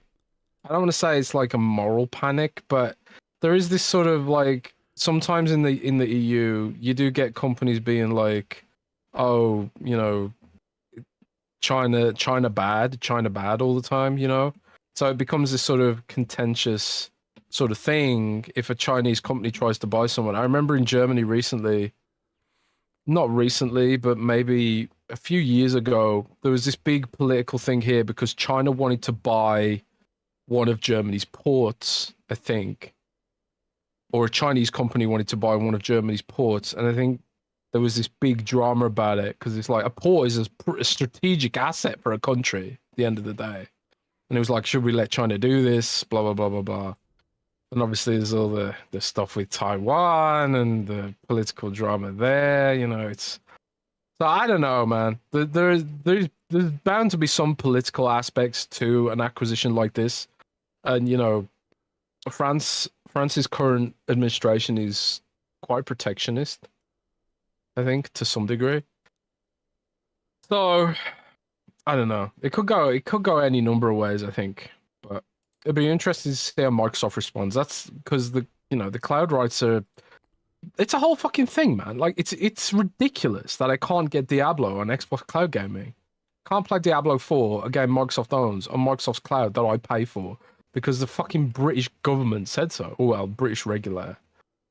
It's like, what? What kind of universe does it make sense for me as a consumer? What kind of universe does that make sense that would be the case, Um, maybe there's some great reason that I'm just not seeing here. But off the top of my head, none of that stuff makes sense. And it makes even less sense if Tencent, the biggest games company in the world, now owns the exclusive rights to do with what they will with all ABK's games when it comes to cloud. And they do have cloud capability, unlike Ubisoft. Maybe Ubisoft could have built a cloud business with those rights, but they sure as hell ain't going to build one now. They're going out of business. Oh, man, I don't know. What a mess. Interesting it mess. is a mess. Mm. It is a mess. But I mean, Tencent was always the one that I had picked out because they're already invested in them, and it's just like, all right. And it seems like they're the only one. It seems like Tencent can do whatever they want. and nobody really bats an eye at him. Mm-hmm. So I guess we'll see how that all plays out. I got some super chats here I wanted to read out. We got Kaloki with the 10 who says, Jez, don't you dare disrespect One Piece again like you did last show. Rand, please do me a favor and watch One Piece. Don't get advice on anime from Jez. I know 1,000 episodes seems long, but man, you won't regret it. Yeah, just, casually watch 1,000 episodes of a show. Like, hey, I want you to watch this. Like, sometimes it's hard enough to be like, watch one season of a show or 2 seasons or something, right? Like, I told Paris, because Paris, I recommended to him, hey, watch Dark Matter. He loved Dark Matter. I'm like, dude, Paris, you love Lost, right? You got to watch From. And I've mentioned From a lot of times on this podcast, and I've actually gotten DMs from people that are like, dude, thank you so much for recommending that. That show's great, right? Which makes me feel good when people take my recommendations and, are like, oh, man, I loved it. I have gotten a couple recommendations over the time where, like, I played that game based off your recommendation, and it was shit. I'm never listening to you again. I'm like, oh, like, okay. But, yeah, it's was just that like... your Starfield recommendation?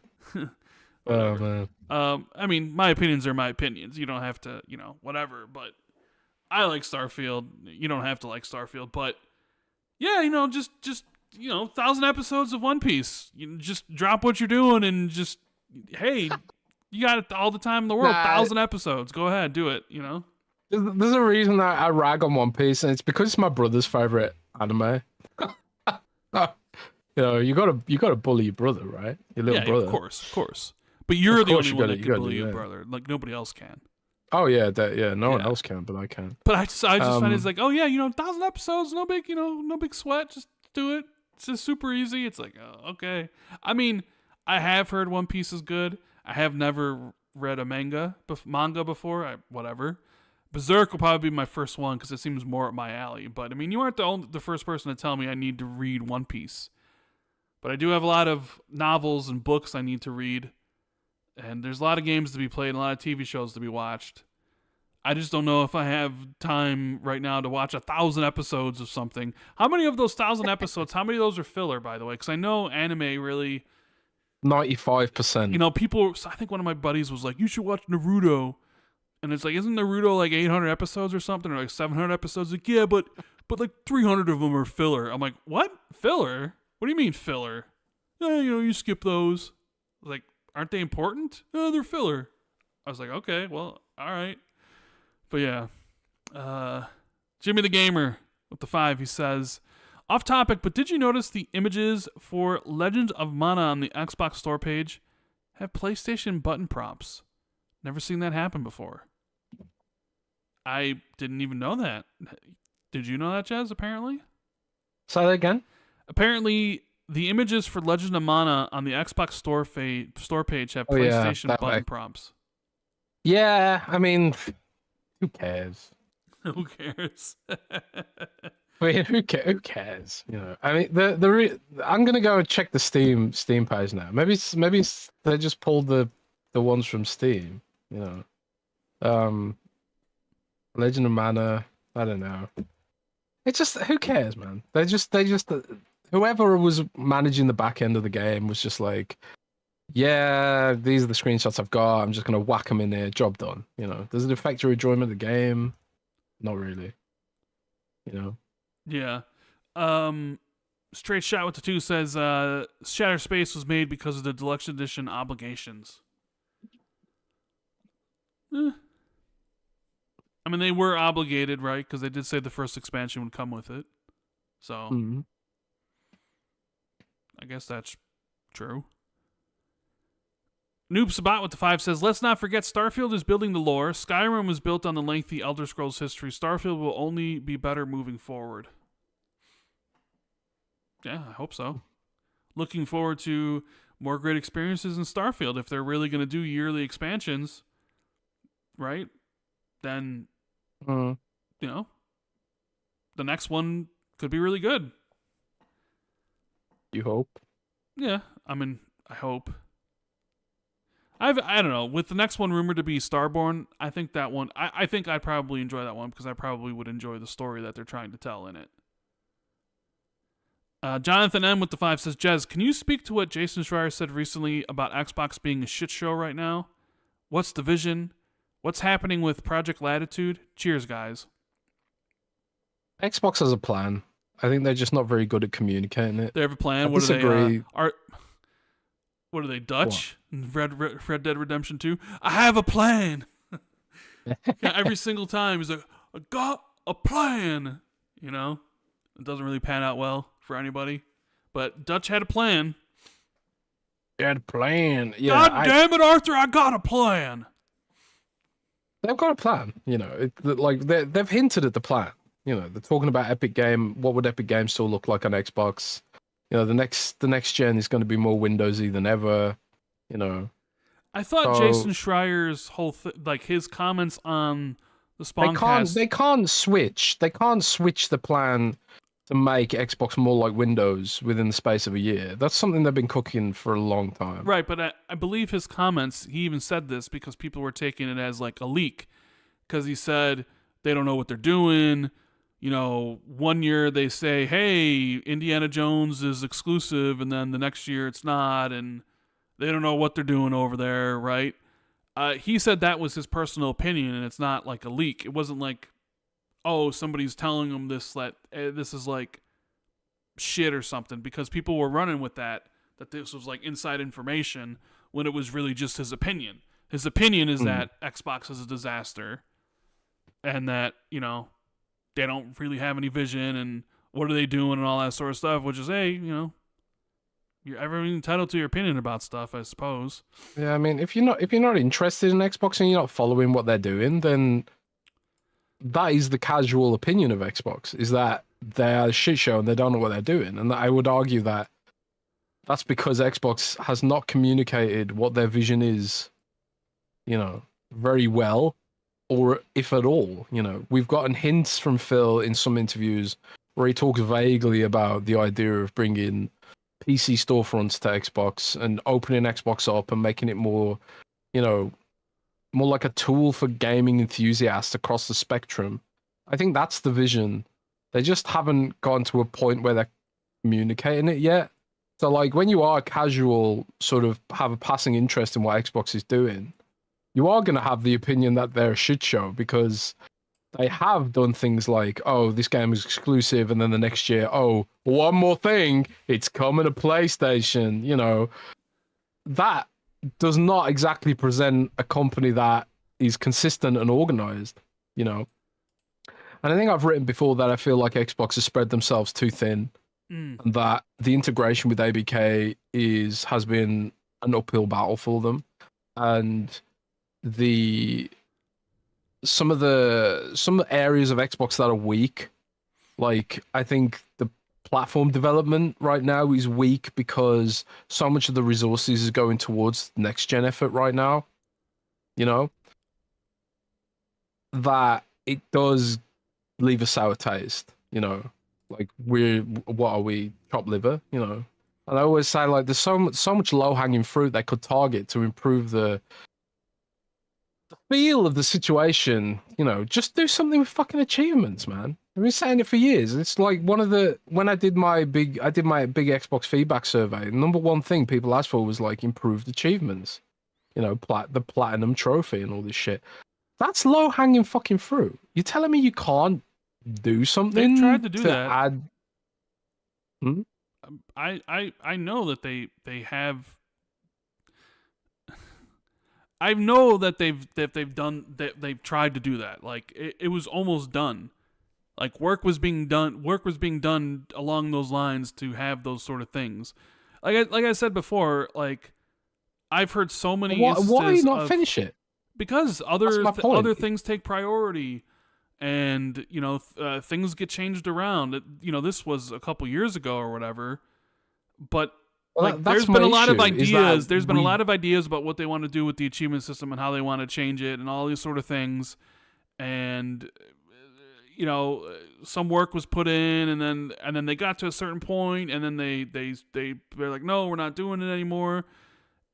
And it's like, yeah, you know, that's the kind of thing that makes them look like they're a shit show. That's why I say, like, I won't believe they're actually going to do something about it until it's actually in my hands, because I've heard and been behind the scenes on a lot of that stuff where I'm just like, yeah, that sounds cool. Yeah, do it. That sounds dope. And then it never comes to fruition. And then you ask why, and it's like, oh, priorities changed, or there was a reorg, and because of the reorg, now they're focusing on this stuff. And it's like, Yeah. okay, so because I guess like the idea is, it's hard to really hang a dollar value on why you should improve achievements. Right? That's the issue. That is the eternal issue with a publicly traded corporation. And I know that very well from working in a publicly traded corporation. That if you can't attach a return on investment value to something, It's like, okay, if it's we sort of spend all these people working on this stuff, working on improving all this, is this actually going to make us more money? yeah, and that's why Xbox has sort of really scaled back on the weird fun features they used to have, because there's no real way to measure whether or not it translates into engagement or money.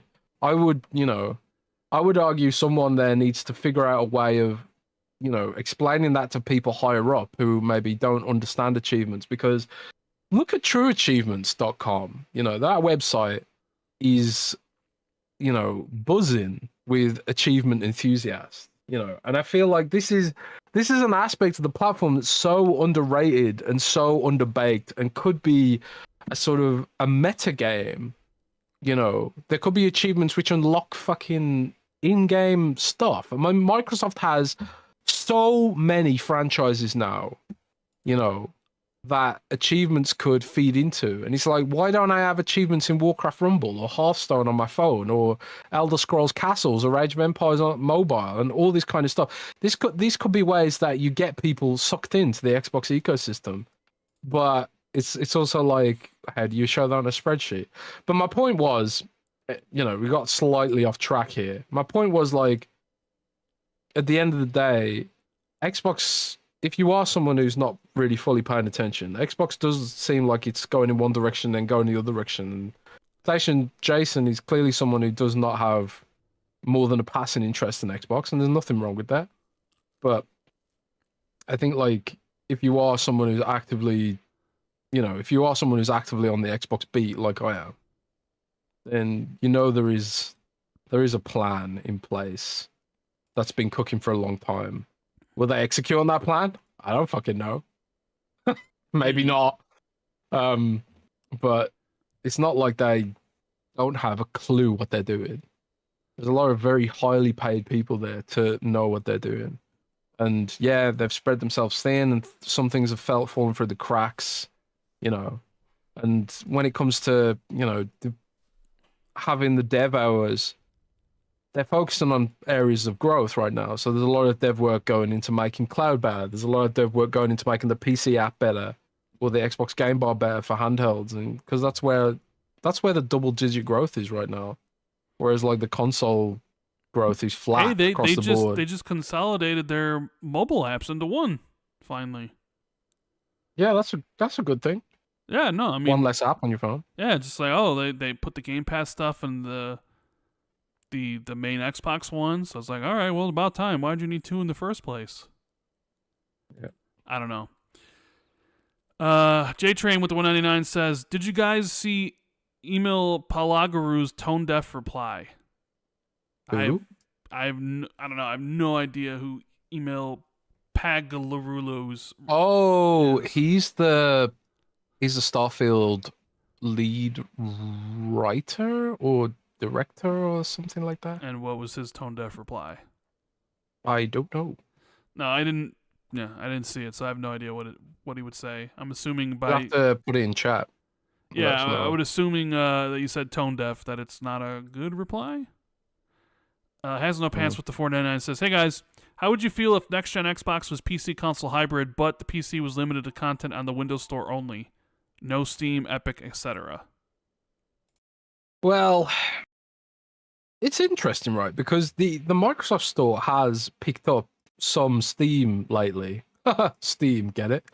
It has picked up some Steam in terms of getting games that aren't just on Game Pass, but also getting games that are also Play Anywhere, but not in Game Pass. Pixel Remasters are Play Anywhere, not in Game Pass. and Metaphor ReFantasios Play Anywhere not in Game Pass, which is interesting.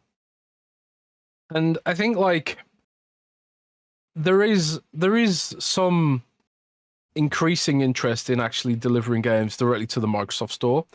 And I've heard that Microsoft's actually gonna, because right now when you go to the Xbox app on PC, it goes straight to Game Pass. But I've heard there's sort of redesign coming where they are gonna feature the not Game Pass PC games more front loaded into the app. So there is sort of work being done there. But at the same time, you're talking dozens of games, maybe a few hundred games, versus thousands and thousands of games on Steam. So I think like it would be pointless almost to put the Microsoft PC gaming store there, but not the Steam store or the Epic Game Store, because all the games that are on the Microsoft Store for PC, almost all the games, are also on the Xbox Store anyway. There's a few that ain't, like FTL, for example. I don't think FTL is on Xbox, but it is on the Microsoft Store.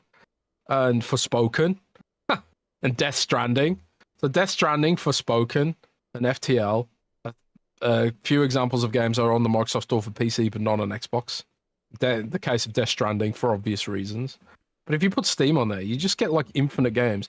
And I think there's this perception in the industry, true or not, that a lot of the variety enthusiast gamers are now just on PC.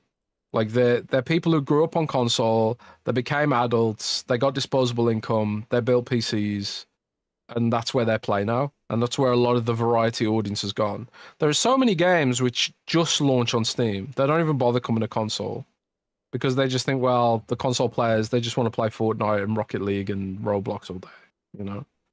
And that's true for Xbox and PlayStation. So, yeah, I think Steam has to be there.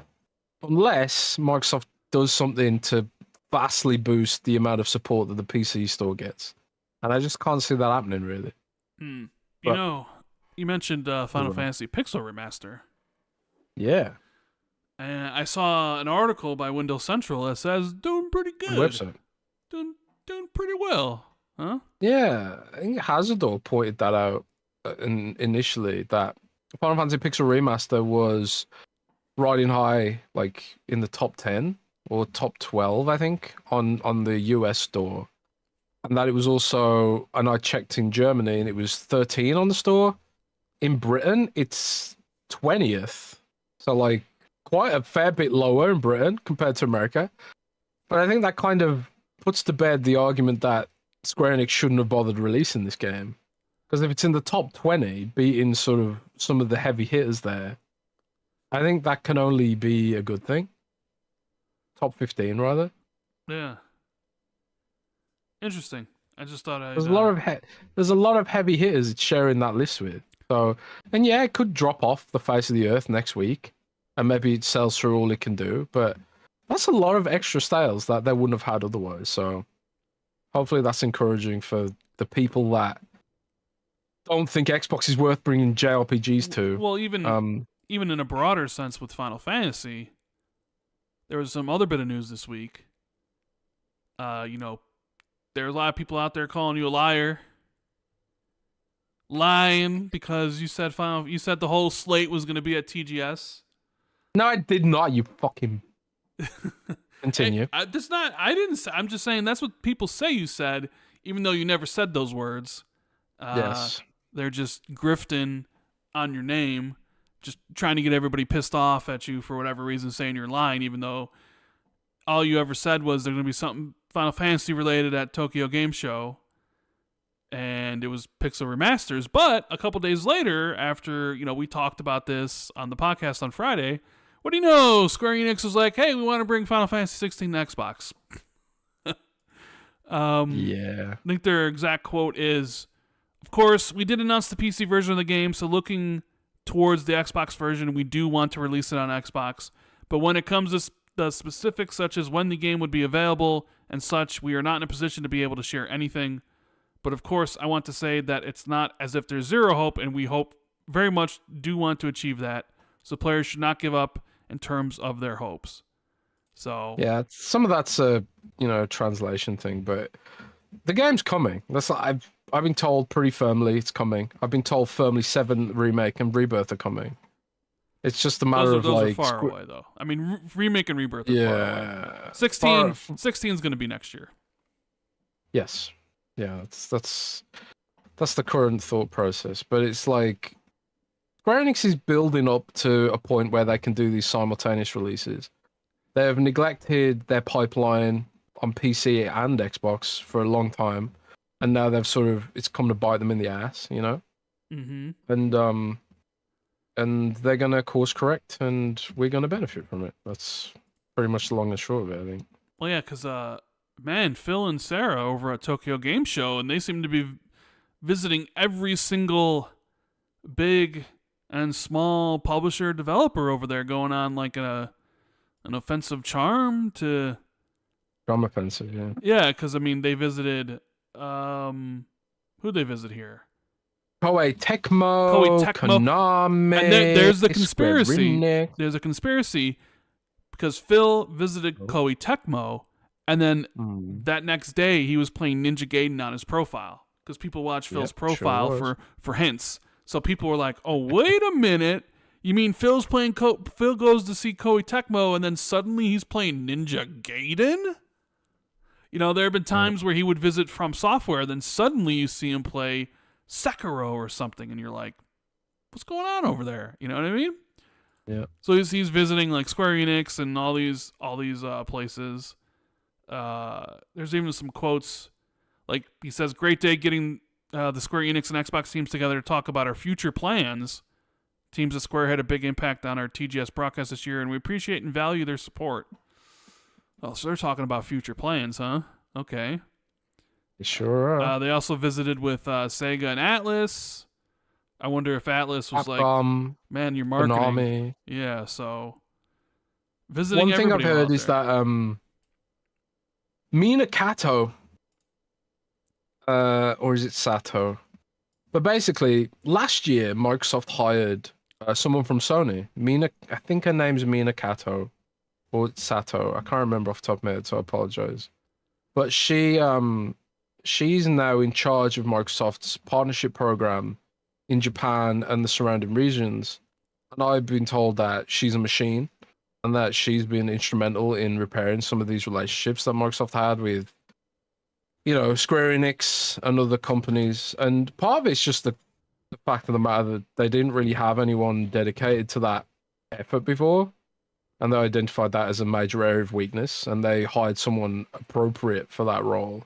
And now it's delivering the goods, And I think that's just fantastic as someone who likes those kind of games, someone who has lamented Final Fantasy skipping the platform and, and all that kind of stuff.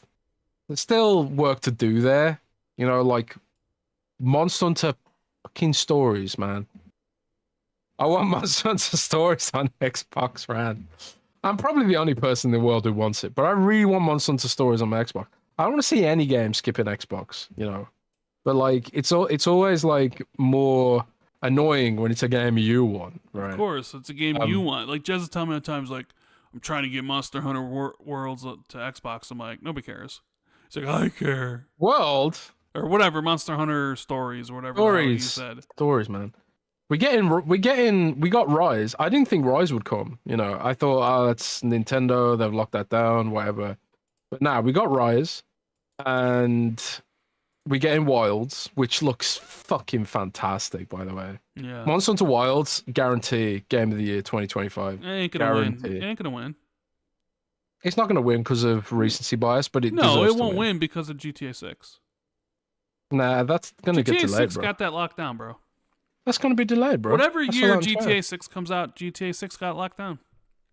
Yeah, well, GTA 6 ain't launching next year, bro. I read on Twitter that it's delayed to 2026. Yeah, I also read on Twitter that Ghost of Yotai is already delayed on to 2026, and that apparently people at Sony had no idea. Yeah, this is what I'm saying. You read stuff on Twitter. I read on Twitter that Ghost of Yotai has no chance of coming out in 2025, that it's going to be delayed to 2026. And not only that, that Sony themselves didn't even know it wasn't a sequel to Ghost of Tsushima, and they were shocked that it was a female main character. So, oh yeah, I remember this. Yeah, oh my Yeah, Twitter is just all the such a things that shit you can show, find man. out on social media and Twitter, right? So yeah, I read it on Twitter the is internet. It just must be such a tweet. It must be cesspit, man. true. So Twitter's become 4chan with a budget, man. yeah. Christ. Sony didn't know what they were spending No. hundreds of millions of dollars on. People were shocked that it was a woman, and that it wasn't a sequel, and yeah. Well, surely someone would be fired for not telling Sony they were spending hundreds of millions of dollars. Yeah, you would think people at Sony would know what their own studio's fucking working on, but I guess not. I guess they kept it so close to the vest. When they showed the game off at the Tokyo Game Show, or when they showed it off at the State of Play, Herman Hulse is sitting there looking at him like, the hell, it's a woman? That's new. I thought it was a pretty man. Yeah. Oh my god. Even though there a lot of Sony's franchises have female lead characters, so it's just who knows? I mean, even the same thing. Like, I read on the internet that Ubisoft was going to replace Yasuke in Assassin's Creed Shadows with a Japanese samurai. What, with 6 months of dev time left? Yeah. So man, that'll be must be true. I read it on Twitter, and a YouTuber told me it. And YouTubers never lie about stuff. They're always very they sure truthful. don't. I mean, people never lie ever. Like, everybody you ever met in your life has always only ever told you the truth. They've never told you, that you're a great person, which was a lie. They always. And the more subscribers they have, the more truthful they are. Yeah, the more truthful you are if you have the more subscribers. That's what I heard. Yes. What I heard. So, yeah, it'll. I'm still a very sarcastic segment. I mean, it's the thing. You mentioned how if it's on the internet, it's true.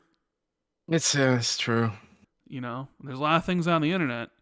One of the things I'm still kind of waiting for in regards to the Japanese stuff is Phil and Sarah, I think, said last year that they were working on exclusive projects with Japanese creators there, and we've seen neither hide nor hair about any of those projects.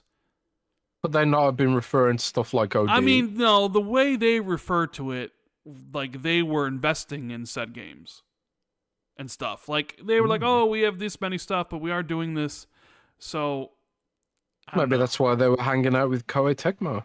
Yeah, maybe, Koei Tecmo's being like, hey, you want to strike up a deal? Didn't they also publish Neo? They published, I want to say they published Neo in Japan, but I think PlayStation published it in the West. Okay.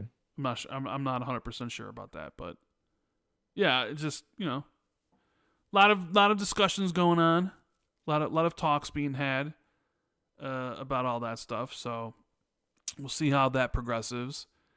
And that even kind of like leads into the Xbox wanting feedback stuff, right? Because Phil and Sarah are meeting with these important Japanese publishers, striking up deals, seeing what's going on, maybe looking at, I don't know, developmental timelines, maybe roadmaps and stuff. And, it's like, hey, you're going to support us, shake on it.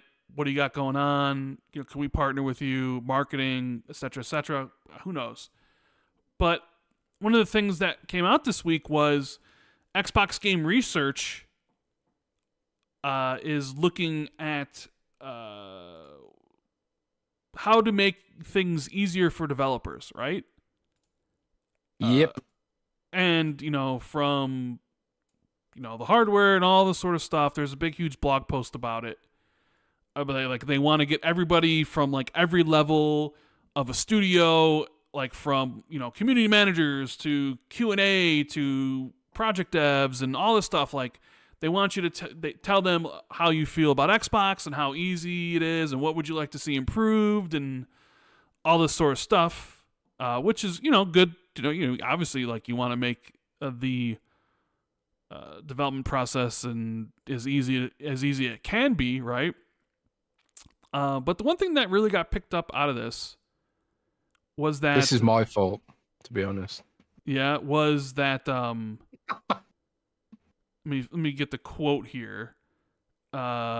Typically, it takes a lot of people to make and ship a game, including marketing, user research, artists, audio, PMs, community managers, and more. All these disciplines are vital to the process. We want to hear from everyone who works on games or helps support game studios because if we can make your life easier, it makes gaming better. If you are making video games, we're interested in hearing from you. If you aren't on Xbox, we'd love to know why. And honestly, if you're using our competitors' products, you probably have a great perspective we can learn from, right? So this got kind of turned into a thing where everybody's being sarcastic to, like, Tom Warren would report it, and then every replies being like, well, duh, it's because of X, Y, and Z. Like, developers will tell you, well, it's because you don't have enough consoles sold. So, or so I saw, like, people reply to the article with a no console needed. Like, oh, we're not on Xbox because, well, like, you don't care about the Xbox platform. You don't even know what's going on there, and your user base isn't high enough, or Game Pass isn't, nobody's buying games on Xbox, or we don't want to have to dev for the Series S. Like, the common issues that people think developers have with Xbox, it's like, oh, is it really taking this long for Series S? Yeah, like, drama. has it really taken this long for Microsoft to actually address this issue and to get feedback about it? But like, oh my god, like, why did you get this? And is this? I saw in your article that you mentioned, like, is this because of what happened with that Last of Interia devs, where, like, they were stonewalled by people at Microsoft and Xbox for months and months and months, and then there was this big thing on Twitter where it didn't look good that Microsoft ignored them, and then it was fixed and all that sort of stuff. So, what are your takeaway on this whole thing? Well, I was like, I think I was the first person to report on it. I think I saw it first from Hazardor, I think, who's super good at just sort of catching all little bits and pieces. And I was like, I was reading through, I thought, oh, that'll make a good headline, that bit. And that's unfortunately what everyone else picked up as well. But it's kind of true that I think Xbox has a bunch of issues with its backend that have slipped under the radar. Like, there was an issue only last week, and I think I put that in the article, that the Final Fantasy Pixel remasters were not listed as Xbox Play Anywhere, even though they were. So it's all that kind of weird backend stuff and those issues that we don't see. Seems like there's a lot of investment on the front end, but not much investment on the back end. And you often see when developers get frank about Xbox, they often talk about Steam, and Steam's sort of become the platform for developers for whatever reason. I think one of those reasons is because they prefer the certification process. I mean, Xbox's certification process was always notoriously difficult, and apparently it's even more difficult now. So, yeah, I mean, but in Microsoft's defense, there's a reason it's difficult, and that's because they're constantly under attack by nation states who are trying to hack them. They're a big target for like hacks and security flaws and all that kind of stuff. So, can you imagine the embarrassment if, say, I don't know, say Russia, for example, they use the Xbox platform to upload some kind of spike into the systems, and it compromised their military stuff, because Microsoft, supplies emails to the fucking Pentagon. So that issue with the security layers, that does affect how Xbox certification works. All that kind of stuff feeds into it. Their security policies are really strict because they have to be strict. It just is what it is. But that doesn't mean there isn't work they could do there to improve the experience. Whether it's, something as basic as like tagging games correctly, which is something the Microsoft platform seems to struggle with doing properly and succinctly, for whatever reason. So I think it's good that they are putting this feedback. They're getting Microsoft Microsoft does take feedback from devs. But the fact they're getting Microsoft Research on it, which is one of Microsoft's oldest divisions, I think they've been going since the early 90s, and they've developed like some of Microsoft's most profitable products and services. They're like data scientists. So getting them on the case is Microsoft admitting that, like, you know, they need to go further than they have previously with getting developer feedback and doing research. So I think it's a good thing ultimately, you know, sarcasm aside. Purdue don't need a console, blah blah blah blah blah. But yeah, I don't know. Maybe it's like one of those things where Microsoft needs to see it on an Excel sheet in a data format in a line graph. Be like, oh, that's an issue. Dev said this. It's like how many devs said that the Series S parity and the Series S is a problem, and you know, or whatever. And it's like, oh, it's on a graph and there's data supporting it. Maybe then it's like, you know, Microsoft is a very data driven company. They sure are. So, yeah, that was something going on there. I mean, maybe it's something you should have done earlier in the generation, or something you maybe even should have done last generation to figure some things out. I mean, I'm sure they talk to developers and publishers all the time, and they know the reasons why. I think this is more of like a formal thing. Although I believe it's locked to the United States, so you have to live here, which is kind of, I don't know, defeats the purpose. Intuitive.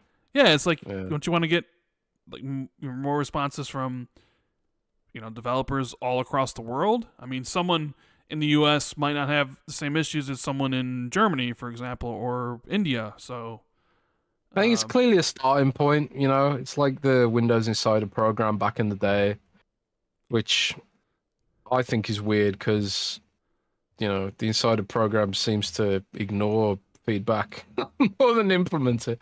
But, you know, Microsoft Research, obviously, they're a prolific R&D arm of Microsoft, and hopefully this is all sort of things that will coalesce together. I mean, clearly we're seeing a more interest from Japanese devs in bringing games not only to Xbox Store, but the Microsoft Store and PC.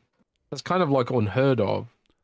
So, and I think like they've improved the Xbox app on PC a lot. Like it's actually like pretty good now. It does what it's supposed to do. And, you know, we're moving to a point where it's like, it's not just doing what it's supposed to do. It's actually like good to use. You know, we are getting to that point, you know, and the Xbox Game Bar is actually really good on devices like the ROG Ally and the Lenovo Legion Go now. Like before it was just awful, you know, using it with touch, but they've added like this compact mode, which is really, really solid.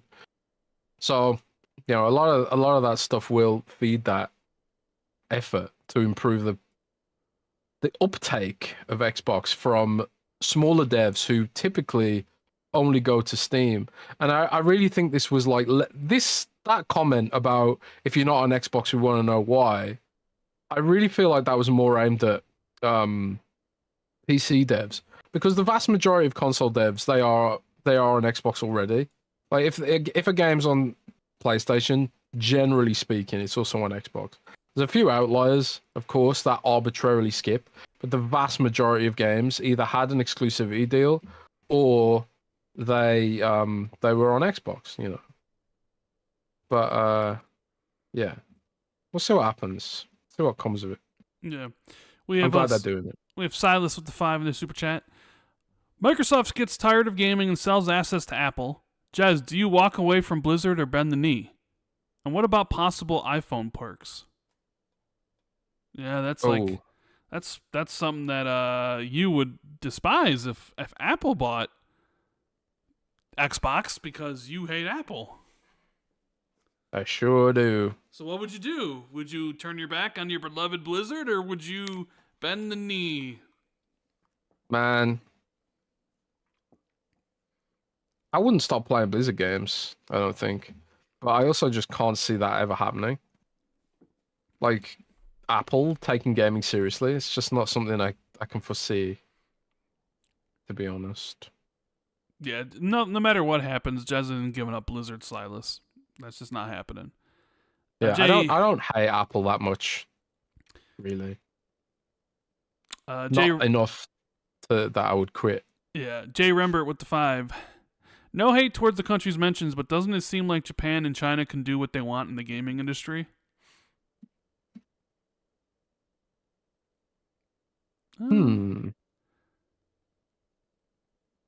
Are you Is that a comment on also Nintendo maybe doing everyone recently? Is that more of a comment about acquisitions as well? I don't know. Like, do what they want and not really get any pushback?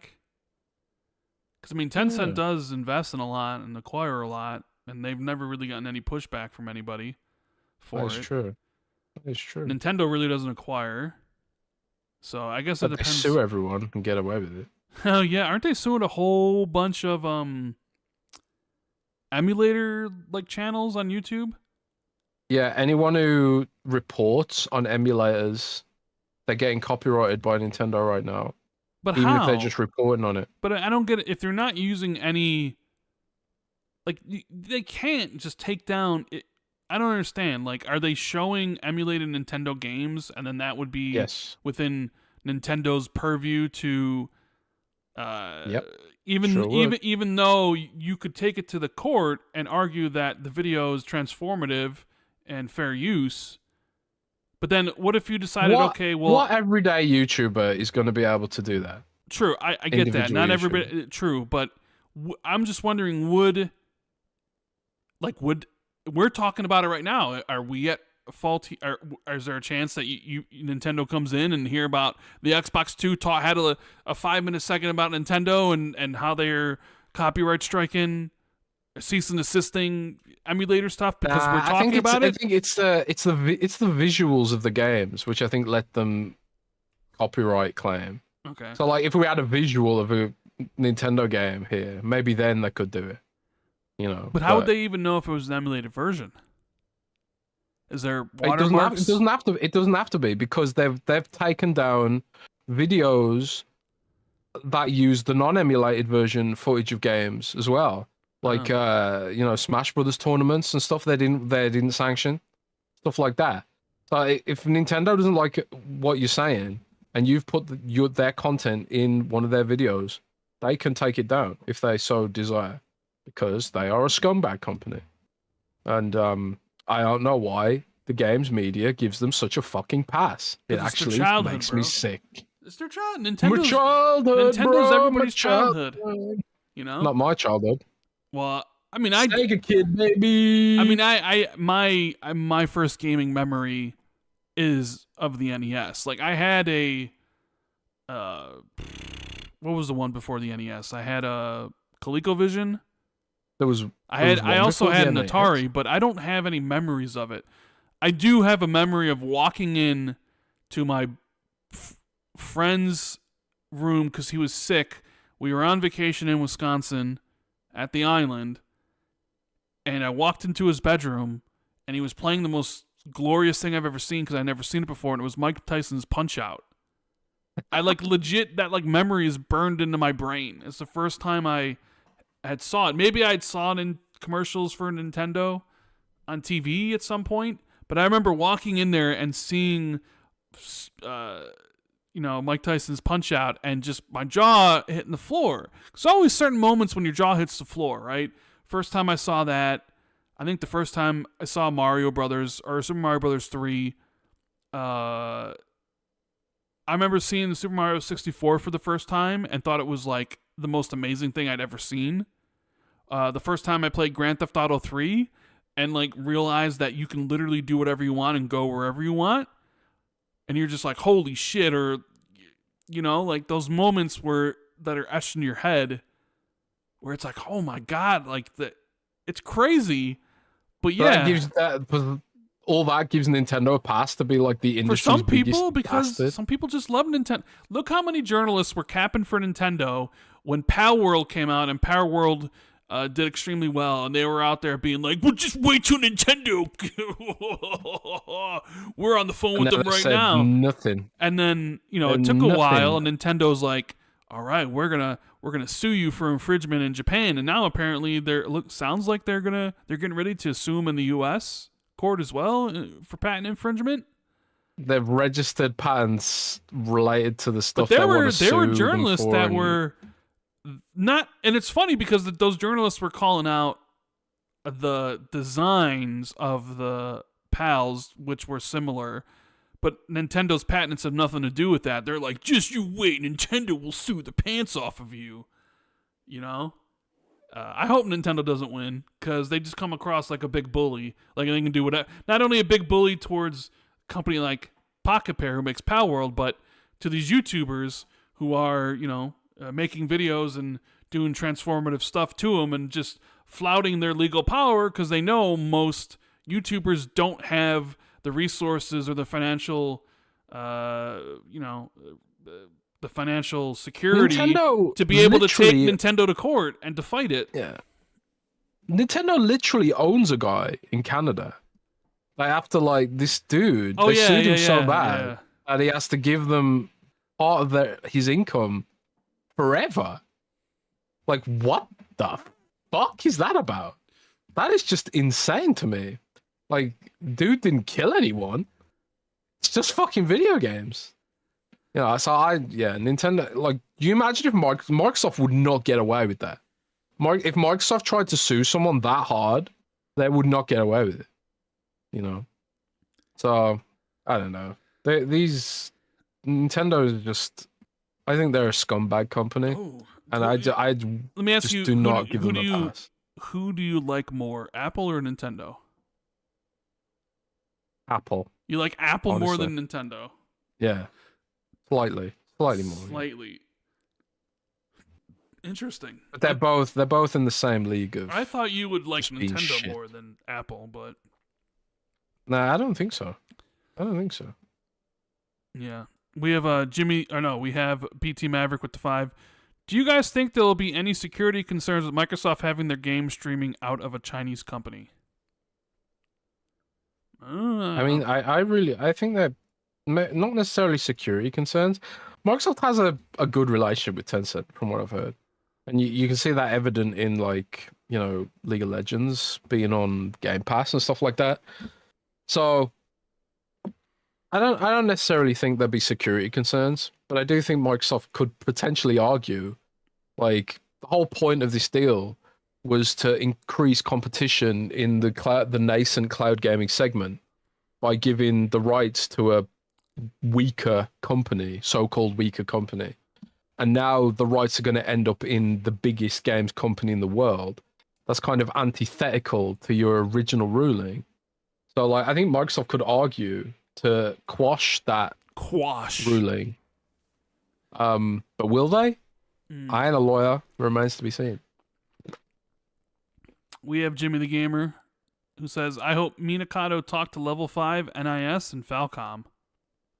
I actually mentioned NIS and Falcom to a friend at Xbox during TGS. So I'd say, what's this space? I don't know. I didn't mention out Level 5. What did Level 5 make? I don't know. I'm not sure. I did mention Didn't Level 5 make Dark Cloud back in the day? Yes, Professor Layton, Dark Cloud, Nino Kuni. I mean, they did. Nino Kuni. We did get Nino Kuni on Xbox, so there must be some work being done there. I don't know about some of these other games though, but we did get that at least. I don't know how well it did, but I know like the Wise games. I don't know how you say that. Is it Wise? I don't know how to say it either, but I know what you're That's talking from Falcom Games. Was that also the people who made the Trials? I can never remember. But yeah, there's still work to be done. Jimmy also says, Jez, do you think it'll be possible for the next Xbox to run both Xbox games that aren't on PC? Like Halo 5, GTA 6, Unicorn Overload, and PC games? Wait, what? Say that again. Jez, do you think it'll Xbox be games that possible aren't on for the PC? next Xbox to run both Xbox games that aren't on PC and PC games? And he gave examples of games that aren't on PC, like Halo 5, GTA 6, Unicorn Overload. Yes, I do think that. Yeah. Okay. He does. It won't just be PC games. It'll also be Xbox games. Okay. There won't be everything you own on your Xbox today will run on the next Xbox, from what I've heard. It's full backwards compatible, all that kind of stuff. But whether or not it runs all the PC games, I suppose that remains to be seen. Like Rand speculates that Sony will, if Steam does come to Xbox, you've speculated that Sony will block the Steam versions of those games from Xbox. Oh yeah, they'll be petty. They'll be like, block it on that device. 100%. This is Sony we're talking about. They're the petty masters. Damn. You think they're gonna be like, oh, they're gonna allow a scenario where somebody could buy an Xbox and then be like, hey, I can play all of PlayStation games through Steam on this box, so I don't need a PlayStation anymore? Because you think PlayStation's only going to move closer to day and date on PC and not further away from day and date, right? So the gap of time in between releases is going to get shorter. I mean, hell, you even have some games now that are launching day one, which wasn't really a thing a couple years ago, like Concord, which doesn't exist anymore, but the Lego Horizon game, the Until Dawn game are launching day one on PC, so they're exploring that stuff. So if Microsoft came out a device with you could access Steam through some whatever, and Sony sells their games on Steam, and it's like, well, I can play everything, all the PlayStation games on my Xbox console, even if it's like basically a PC at that point. I think Sony would be petty enough where they would say, they would go to Valve and be like, block it from running on that device and that Xbox handheld. We don't want our games running there. Yeah, I suppose some of those finer points, remain to be detailed. But I think what Xbox wants to do with the next generation is build the platform for the enthusiast, which means more open, more types of experiences, the handheld, blah blah blah, everything working across everything. Cloud saves go everywhere. Play any. I think I've got a feeling they're going to expand Xbox Play Anywhere. Maybe the licensing agreement includes that by default. For the next gen, I'm sure they're having those negotiations right now. I've also got a prediction that Xbox Live Gold paywall goes away. Yeah, you've been saying that forever, though. Well, I've said that it'll go away eventually, but I think next gen, if you put in Steam and Epic Game Store on your device and you want it to be this enthusiast, this affordable endpoint to the PC enthusiast world, you can't make people pay to play online because that is just antithetical to that mission. So I imagine that the subscription will be Game Pass and that's it. There won't be any Xbox Live Gold. I think they'll keep Xbox Live Gold on Series X and Xbox One, but for next gen only. That's my prediction. Could be wrong, but that's my prediction. Okay. We have Dave Ramos with the 5 says, Happy Friday, and new name, Out with Dave Ramos, in with Rave Damos. Same great show. Oh, yeah, Rave Damos. Okay. For whatever I thought it was Dave Ramos, but yep, new name. And we got JD Gamer with the 5. So to be clear, Jez, Xbox does take feedback from devs and has done it this entire gen and before, but using Microsoft Research is just taking that to another level.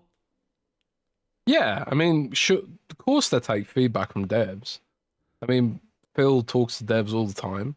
I think it's just becoming a more formalized process of it goes back to what Rand was saying earlier. You need sometimes when you seek an investment from a higher up, like an Amy Hood or a Tim Stewart, you need it in a spreadsheet. You need it in a spreadsheet. You can't just be like, oh, this dev said this. You need to be able to prove it. You need to be able to do a cost benefit analysis, all that kind of shit. So I think this is a more formalized, more intensive feedback gathering exercise, rather than just whatever occasional surveys they've previously sent out. Because obviously they go to GDC, and those sessions there, they have feedback sessions there, GDC, and stuff like that. So yeah, and then they've talked about in the past how every time when they're doing a new console, they always talk to the devs and ask the devs what they want in a new console and all those sort of things. Yeah. And I think Microsoft knows, the people at Xbox know, why some developers wouldn't choose Xbox. Like they would know, hey, the tools or the GDK isn't as robust as say PlayStation's, and that's an issue. The Series S parity and stuff. Devs will point to that. Devs might point to the. yeah. It's not like Xbox doesn't know the reasons why developers wouldn't be on their platform or skipping it. So this is. I think honestly, what this is, it's probably more like Xbox knows what they need to fix, but they just need it in a spreadsheet, and they need it to be formalized before they pass it up the chain to get the investment. Because that's sometimes like what we've had to do at Windows Central to get to that point, Oh shit, my mouse has run out of battery. That's not good. God damn it. Yeah.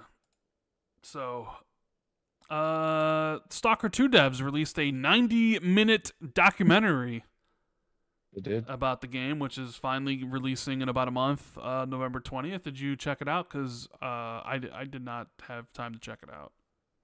I haven't checked it out yet. I do want to, though, but I haven't checked it out yet. Are you excited to play Stalker 2? Have you played any of the Stalker games? I briefly played the original Stalker. Stalker's always been this game that I really like the look of, but just for whatever reason, just never got around to playing it. So, yeah, I mean, I'm a big Metro fan, and there's at least some shared DNA between Metro and Stalker. God, Metro's at amazing. least to some degree. I love Metro. Yeah, I love Metro. Metro 2033, 2034.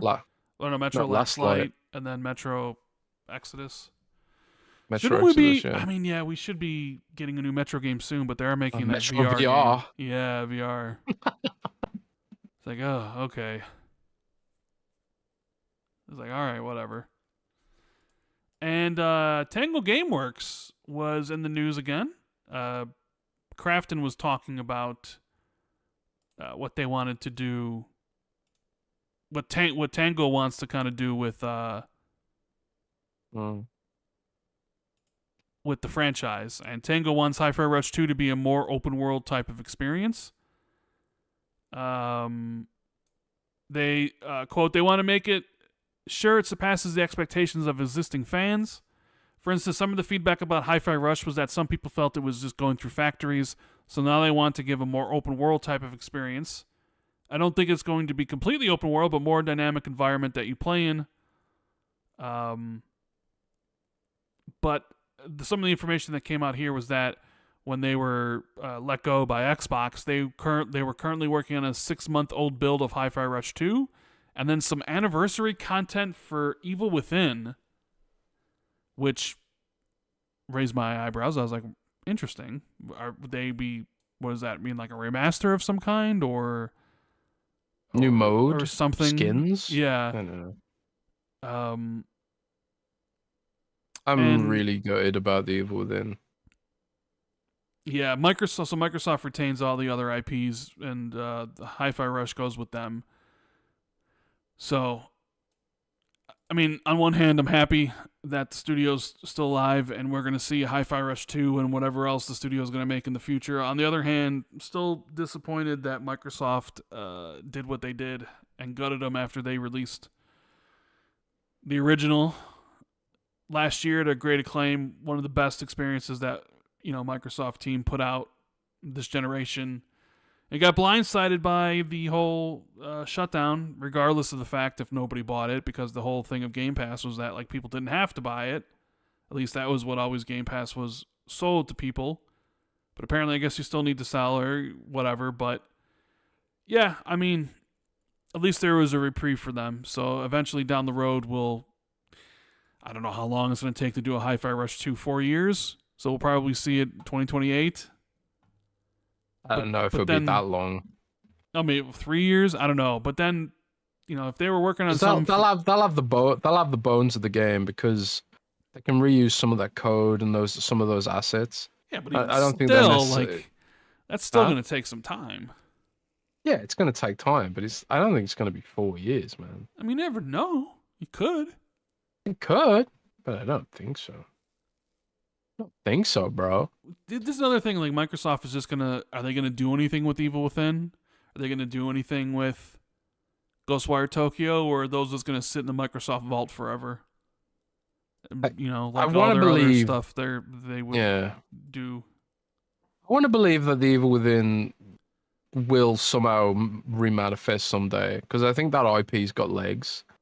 Um, but I can't see Ghostwire Tokyo coming back. Yeah, probably Um, not. Man, there was something really wrong with that engine. It was just so, I don't know, janky. But yeah, I don't know. Janky. It was janky. The game was janky. I mean, I like Ghostwire Tokyo. It definitely. I think. It had a great vibe, but Yeah. it was also like it's not something that you could build a studio on. I don't think. Well, I mean, Hi-Fi I don't Rush think it though sold is very well, but yeah. yeah, I don't know. Did I'm hoping that for Tango. What are they calling the studio? Are they calling the studio Tango, the new one? I mean, I think they're just gonna retain its name. Hmm. Well, I'm hoping that Tango Gameworks has this sort of like absolutely spectacular Hi-Fi Rush 2 release, and it does really well, and it just it proves that Microsoft made a mistake. I just hope that for them, and it'd be another tough pill for Xbox fans to swallow. Because be like, oh, you had this, it's 9 out of 10 Game of Year material, and you squandered it again. Yeah, that would. Will they ever learn? I don't know. But they've got that Call of Duty money now, so maybe none of it Well, they got matters. that Call of Duty money, the World of Warcraft money, the Diablo money. Oh, everyone's pissed in World of Warcraft right now, Rand. Oh, really? Why are they pissed? Why are the World of Warcraft people pissed? Well, they say they're Did they pissed, finally but wake up and realize their game's 30 years old? 20 years old. But nah, the last year for Halloween, Blizzard gave away a flying broom mount. Ooh. This Okay. year, they brought it back. It was a seasonal Halloween So they're broom, right? giving people the broom again? Nope. They're selling it for $25. So everybody who's playing the game would have got it for free last year. Yeah. So are they Oh, pissed that I they didn't brought it know. back and No, they're pissed. Yeah, I suppose they're pissed because it was free and now it's not. But yeah, but what about I people didn't who get already it have last the year. broom? Oh, I don't give a shit. Mm. But I didn't get the broom last year, and if I want the broom, I gotta pony up the dough, man. Well, do you want a broom? Nah, it doesn't really suit my warlock to have a broom. It's more of a mage thing. My warlock, I've got a cool ass demon to summon. But there are people who collect mounts, right? People who collect mounts, and it's like a slight color palette swap broom. He's got a red seat instead of a green seat now. But that's the kind of money, that's the kind of stuff that makes it crazy money, man. That famous quote from that dude who says that Warcraft Sparkly Horse did better margins than the entire third StarCraft You expansion or the know, second it's one. funny you mention that because I think Jason Schreier actually was asked that question or wrote about it in the book. He says that's Oh yeah. like an urban myth, and then maybe like okay, the profit from. Oh, the dev himself said it. I'm just saying what Jason Schreier said in one of the things, like because he actually talked about that. Because I remember you saying that. I've seen the About clip that. of the dev saying it. Mm. Not like I'm so like either Could that the dev's dev have been mistaken. exaggerating, as people tend to do on the internet sometimes? Hell, maybe. But I think the myth part is that it made more money. But I think the reality part is that it had better margins. But of course it's gonna have better fucking margins. It's a it's a fucking horse. It's not a whole game. But I think that was like I think that was a wake up call moment. That was Blizzard's horse armor moment where they were like, oh actually, maybe we should make less games like this and make more games that are conducive to selling skins. But hey ho, at least we're getting StarCraft on Game Pass, which I have installed. Yeah, at least. We got No Sir with the 199 says, Jez, have you finished Persona 5 Royal yet? Good question. No. Let's get the answer for that. Of course, the answer is no. No. Ellie Bennett drops a 2 and installed. says, for Jez's broom fund. You get £2 for your broom fund, Jez. There you go. Thank you. Since you want the broom so badly. But it's a fucking broom, man. I mean, it's literally just... It's not even a full animal worth of mount. It's literally a broom. It's a broom. It's not a dragon. It's not a horse, a flying horse. It's a fucking stick. Stick, bro. Yeah, well, I mean, apparently they must think of World of Warcraft players as imbeciles if they can sell a stick for $25 and get away with it. I've seen tons of people using it, so yeah. Downfall of the industry right there, ladies and gentlemen. People that spend that type of money for that type of content. And you complain why there's no new multiplayer games and everything's live service with microtransactions and everything is, cosmetic and stuff, is because people can't help themselves. Like, I can't afford Metaphor Refantasio because I bought this fucking broom. Yeah, I bought this broom. I'm broke. Yeah. Like one of those people who bought the $500 skins for, what was in League of Legends or whatever it was, or some Riot game. I spent hundreds and hundreds of pounds on I spent hundreds and hundreds of pounds on spaceships in Star Citizen. Was that game ever coming out? Well, it's funny because Star Citizen was in the news this week because the Cloud Imperium games have apparently mandated 7-day work weeks. So that's crunchy, man. That's crunchy. Nerds and Other Legends with the 2 says, Tencent owning Tom Clancy's IP is weird to me. Yeah, that would be weird, wouldn't it? Oh, why is that? Tom Clancy, famous American writer of a bunch of, Clear and Present Danger, Jack Ryan, a lot of those enemies in those novels or whatever, and was China. Oh, shit. Oh, shit. Well, that won't be happening anymore after Tencent owns Well, I mean, them. Tom Clancy's dead. Yeah, but I'm just saying, they won't make any more games that are critical of China in any way, shape, or form. Because, as we all know, the Communist Party does not take kindly to such things. That is true. That is definitely Wait, we're on a list. Who, me and you? Yeah, we're on a list. No, we're not. Of course we are. Not me. We're on a list, bro. I'll put you on the list right now. The president of China looks like Winnie the Pooh. Who? Boom. You're on a list. What's his name? I have no idea who you're talking about. I've never seen anybody look like Winnie the Pooh besides Winnie the Pooh. He looks like Winnie the Pooh, man.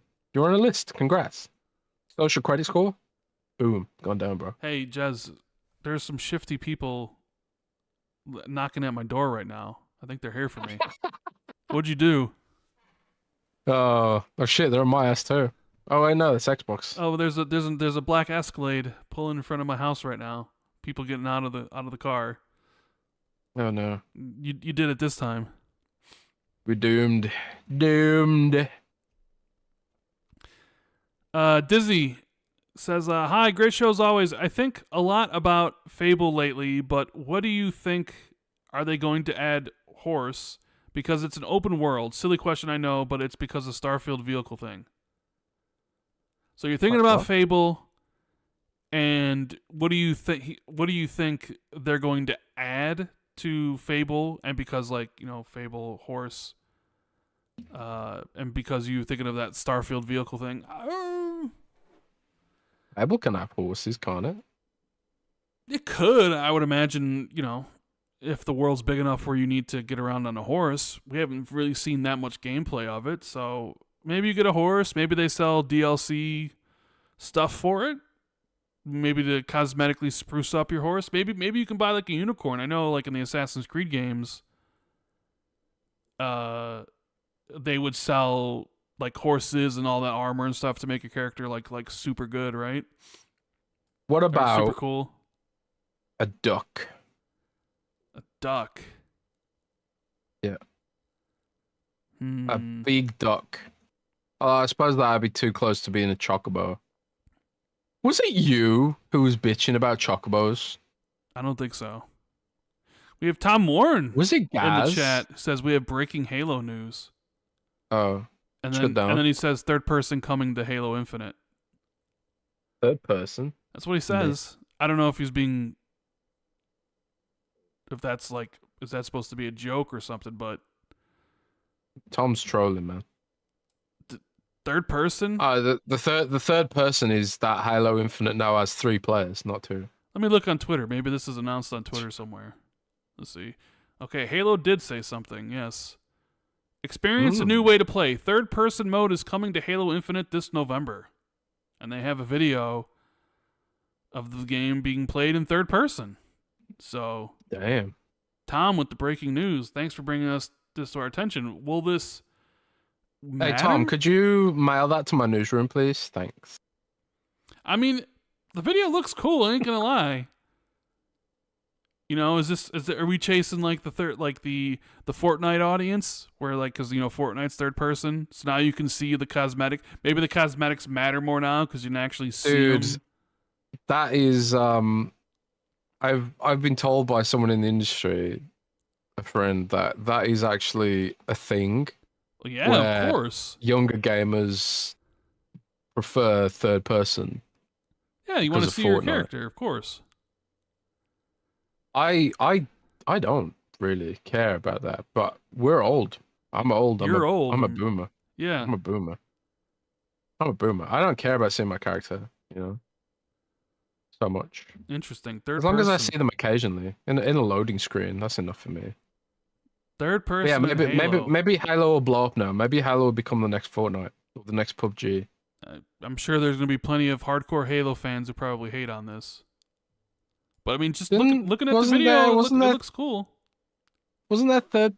I mean, hang on. First of all, you can already have third person in Halo if you pick up a heavy weapon, right?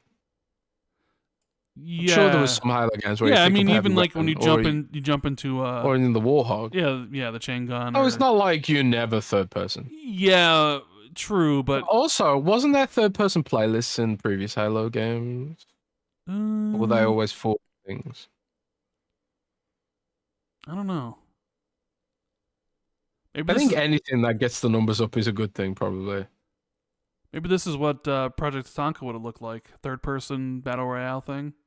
Maybe this is Project Tatanka. Maybe this is what they were working on all this time, was just third person mode. Yeah, right. And that's how long it took them to get it out the door. Oh, man. That's cool, though. Interesting. How do you feel about Halo right now? I'm waiting to see what they do with the next one. I still get messages about Halo from time to time. People just desperate for any snippet of hope, I suppose, for that franchise. Waiting to see what the next Halo experience is. Is it are they gonna, continue on with the story? What's the multiplayer gonna be like? Another reboot? I mean, according to Tom Warren's reporting, the next Halo or the next one of the Halo projects that's coming up is that Halo 1 remake again. Considering they've already made it once back for the 10-year anniversary, I think. Hopefully it's gory and violent this time instead of being, a kid's game. Yeah, kid's game. A Lego game, as you're always used to say it is, right? No, you should watch this trailer. Bring up it on Halo on Twitter and just watch the trailer. It's actually it's a pretty good trailer. But yeah, with that said, let's move over to some Patreon questions. So thank everybody for being here with us. Make sure you hit the like button if you haven't already. Subscribe to the channel. consider becoming a patron yourself at patreon.com/xb2. You can drop us a question, listen to the exclusive podcasts we drop, get some shout outs, and yeah. So let's start off with For the Brand. Hey gents, hope you've had a great week thus far. I wanted to ask about the potential for Xbox games being playable on the cloud. Phil said it was happening, yet we haven't heard anything on it since. Do you see owned games being playable via the cloud a reality in 2024, or will we have to wait until 2025? Thanks and have a great weekend. The last time I asked about this, I asked in the summer, and I was told they were gunning for Q4 2024. And I think, I can't remember who said this, but maybe, I'm sure another source, insider, somewhere, said November. I don't know why the month November is rattling around in my head. Stasis said November. Oh yeah, it was X-Stasis that said November. So yeah, I mean, that was in line with what I heard last summer, which was. But he said it would be only for like insiders, because I'm sure they're probably going to test it, so it may not necessarily be for everyone, right? Yeah. And another thing I've heard about that is that it won't be all publishers. Some publishers are opting out, so you're not going to get every single game you own on the cloud, because some publishers are going to opt out because they're building their own cloud stuff, or they want to license it out to. They've already got another licensing deal in place with someone else, or exclusivity cloud deal with someone else, stuff like that, right? So there will be some licensing disparity. But yeah, I've heard Q4, but I'll try and get some more up-to-date information. All right, cool. Silas says, thank goodness it's Friday, lads. This question applies to both of you, but I'm assuming Jez will have a more insightful answer. Hey. I always do. You wish. When you have the opportunity to interview someone, but the PR team puts boundaries around what you can ask, especially if there was something newsworthy that you know your audience would like details on, would you turn the opportunity down? Say you had the opportunity to have Phil come on the podcast, but you could only ask him about Avowed and Rand's love of walking sims. Would you accept? Have you turned down interviews at Windows Central? I turn down interviews all the time if it's like, if it's something I don't think will get clicks, honestly. I mean, if it's like, I got offered interviews from like all kinds of random things too.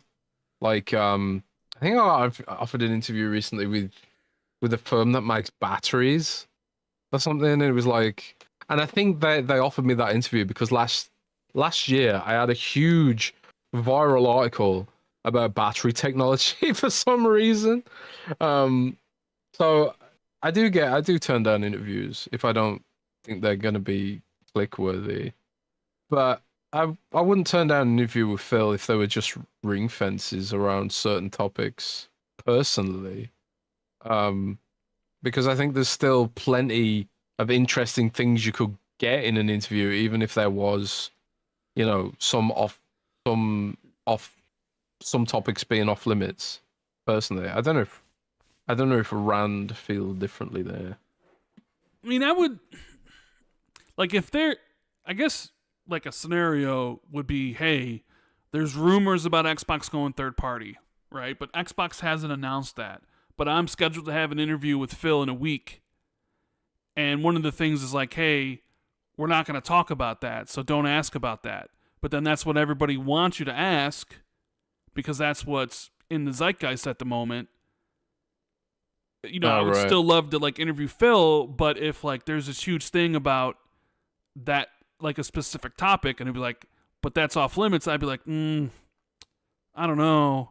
That seems to be something the audience would want to know, but simply because you're not prepared to answer that question. And I'm sure if you, even if like, you could probably say you weren't going to answer it, and then have him on there and go through the questions, and then like, oh, by the way, there's a rumor that you're going to go third party, and I'm sure Phil would easily give a PR answer, but then you'd probably never get anything from Xbox ever again after that point, because you would have been like, we weren't going to talk about this. Broke the rules. Right, well, you broke trust, you know. Yeah. A lot of these relationships work on trust. I think there are situations where I probably would turn down an interview, like when you mention it. Like if there was some huge controversy that was kicking off, and they were like, "You can't ask about this," I'd be like, "Well, I don't think it's appropriate then." Well, then look, how about because it's gonna it would make you look bad if you ignored something that was yeah. really major. You can always say like, how about you come on after you address this so we can talk about it instead of, you know what I mean? Yeah, that'd be a smart thing to do.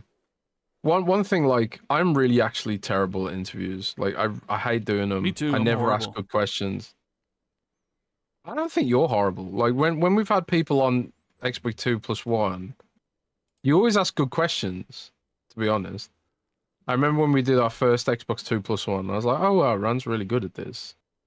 But I'm really bad. Whenever I do an interview, like after the fact, I'm always like, shit, I should have asked that. Even if I prepare, no matter how much I prepare, it's like, oh, I should have asked this. This would have been better to ask. I should have framed it this way, you know. Not very good at that stuff. I think some of it's practice, but you just don't get that many opportunities to actually practice doing interviews. It's not like the good opportunities for interviews come along that often.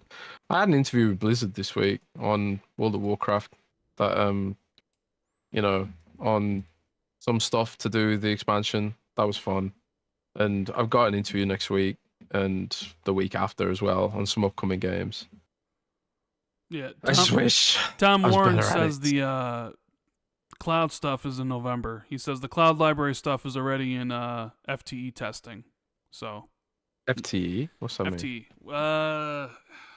Is that the internal take home ring? I have no idea. I don't know. There's so many rings at Xbox. I think that might be like the internal take home ring, maybe. Fair but enough. He says November, so. Yeah, okay. That's in line. It's good that they're finally coming out with it. I'm curious. I'm honestly curious how many games it's going to be. Like, because you can imagine some publishers up to now. I can see, you know, there's some publishers there where it's just like kind of, you wouldn't be surprised if they opted out. But I really want to see the Pixel remasters on there, to be honest. Like that, all the turn-based games you can think of are perfect for cloud, you know. So I want to see that stuff there. We'll see what happens. I'm intrigued. Yeah. We have Rave Damos. Hello, gents. Rave Damos. With Metaphor Refantasia, Final Fantasy Pixel Remaster, and the Mana games all being Xbox Play Anywhere without also being on Game Pass, it got me thinking. If the next Xbox is going to be more like a PC than ever before, wouldn't that also necessitate more games being Xbox Play Anywhere? I think we may begin to see wider adoption of Xbox Play Anywhere in the lead up to the next Xbox. Thoughts? It's an interesting idea. I think you're right. Yeah, could be true. I think like there is a substantial possibility that Xbox Play Anywhere might be just part of the licensing agreement for next gen. And at the end of the day, there's no reason to not do that. I think Microsoft probably has enough data at this point where it's like, you know, people really like this and it leads to more engagement for your staff if people can play it wherever they, you know, whatever device they're on. And also the next Xbox is basically just a Windows device, so, you know, there'd be no reason to not do this. I'm sure some publishers like to get the double dip. Like, one thing I've been asked about a lot this week is, why isn't Vessel of Hatred Play Anywhere? You know, because I'm someone who will play Vessel of Hatred on the Lenovo Legion Go, but you have to buy it twice on Xbox and PC to get that experience, even though it's an Xbox game. So, you know, there's obviously some gaps there that need to be filled. But I don't know. We'll see what happens there. We just have to wait and see. But I think, yeah, Xbox Play Anywhere is going to be... I think they're going to see a big expansion of that, personally. All right, we got achievement. Jumping back and forth between Shattered Space and Metaphor at the moment. I love Starfield, but tying another game with so much art direction makes it seem sterile. I don't think I've played a game with so much fresh art style and refined mechanics like Metaphor in the past decade. What is a game that encompasses unique art, setting, and game mechanics that you love? And you can't say Ori or Cyberpunk, and Jez can't say World of Warcraft or Diablo. Hey! Shit. Like, you ask us what it is, and then you immediately know what we're gonna say. That's not fair. Yeah, I was literally thinking, I was going to say World of Warcraft. So he I mean, knew what I was Ori. going to say. Yeah. Jeez. Okay. Cuphead is a pretty Yeah, obvious one. Cuphead is a pretty obvious choice. And Not I many know games this is that. like, there's like, this is an old game, but I only started playing it recently, really, in the last couple of years. But Hollow Knight, for me, was a big one. Because I always saw Hollow Knight, like, in pictures and stuff, and the art style looks quite simplistic in screenshots.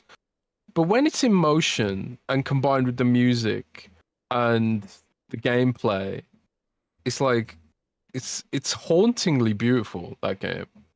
And even though like a lot of what is in Hollow Knight isn't exactly new ideas, it's a very classic Metroidvania. It riffs heavily on the Souls games, but it does everything so well together in a single whole that it does sport that kind of uniqueness that I think, represents what you're talking about there. But another recent game that I popped into my head as I was thinking about that is Cult of the Lamb. I think Cult of the Lamb represents that as well. Yeah, I could see that for sure. I was thinking of Minecraft. Because I'm not sure, I've ever seen a game that looked like that before, and then, something that is embraced its art style where you can see a screenshot of Minecraft and know exactly what game it is without seeing like any characters. You see like a forest biome and be like, oh, that's Minecraft, right? It's a very distinct art style. Or, something like Hades. I was thinking also Hades has too. like a really unique art style. And, one of my favorite developers out there who've taken a long time to release their games, like, I immediately started thinking of like Limbo and Inside. Oh, yeah. Like, maybe even Limbo has a more striking one because it's like the character in the world, like the whites, blacks, and the grays. What about Little Nightmares on that note? Yeah, Little Nightmares. You played Little Yeah, I Nightmares? love Little Nightmares. It's great. Even we've forgotten one. I was trying to think of some games that came out recently. It's just like, Achievement says I couldn't say Cyberpunk, but I was thinking of like my other game of the generation, Elden Ring. Oh yeah. Elden Ring has some very unique. I mean, I guess you could say it looks like Dark Souls, but That fucking tree when you first emerge from the depth. That will stick with people, man. But there's some shit in Elden Ring that's so creepy. So creepy. I remember when I first went to I can't remember the name, the castle. Is it Castle Stormvale? Castle Stormvale at the start, like when you emerge after killing, Margit. It's Margit at the start. Margit, yeah. When you kill him and then you go to, Stormvale Castle, it's just like, I remember seeing that in the trailers and thinking that's pre-rendered, man. It's like, no, it's fucking there. It's legit part of the game. No loading screens. Crazy. There's so many great games that could fit that question. So many. I love gaming, man. It's fucking awesome. Yeah. I like from just what we've seen. I like the art style that South of Midnight's going for. I think that looks the stop cool. motion stuff. That works really well for that game. Yeah. There's also an indie game that's coming out later this month that I'm looking forward to based off of their previous game. It's a game called Neva. Their previous game was... I've never heard of that. Their previous game was Gris, and Gris has a super unique art style and direction. I guess it's very reminiscent of Journey, but Gris was man, I love that game. Never played that. Oh, they made me think of Katana Zero. God, Katana Zero. Have you played Katana Zero? Yeah, I have. I never finished it though. Isn't that such a great game though? I got to the. I don't know why I never finished it. I got quite near the end. I got to like the big plot twist, Mm. and then for some reason I got distracted and never went back to it. I should Well, finish it off. you should. We have PandaMan77 who says, "It seems like the majority of games I love are smaller titles. Do you think Xbox will shift some of their internal studios to smaller titles, or are they too big and need to chase the big hits? Maybe Bethesda and Activision will stay huge and Xbox studios shift to AA or smaller projects." Well, I mean, Mm. I think you can look at the studios like Ninja Theory. I don't think Ninja Theory is going to go on to make like a huge project next. Maybe Project Mara is a unique short 5-6 hour experience. I can't really see In Exile making like some huge 50-hour game. You know, those are the studios that Microsoft bought. Wasteland was pretty I fucking suppose. big, I bro. suppose. Show. I suppose. Yeah, you may be right on that one. I'm sure they'll have their fair share of smaller titles, whether it's from Xbox's own studios or from studios that they partner with for global publishing stuff, for sure. Mm. I think maybe Bethesda and Activision will focus on the big titles like the Fallouts and the Elder Scrolls and the Indiana Joneses and the Wolfensteins and all that sort of stuff. While Activision will do Call of Duty, maybe bring back a Tony Hawk. Although is that really? I don't know where you would classify that. Where would you even put a Spyro 4 with Toys for Bob? Yeah. So, I think there is going to be an emphasis on games that deliver better margins. I think part of that is the idea of smaller, more efficient, more cost-effective kind of games that sort of straddle that line between indie but also high quality, kind of like a Pentiment. I don't think Pentiment made a ton of money, but I also don't think it cost very much to make at all. But Grounded's probably the best example of a game that didn't cost much to make, but absolutely blew the fuck up. I want more Minecrafts at the end of the day. Minecraft is like this licensing empire now. It's like digital Lego. Makes mountains of money, infinite forever. That game is.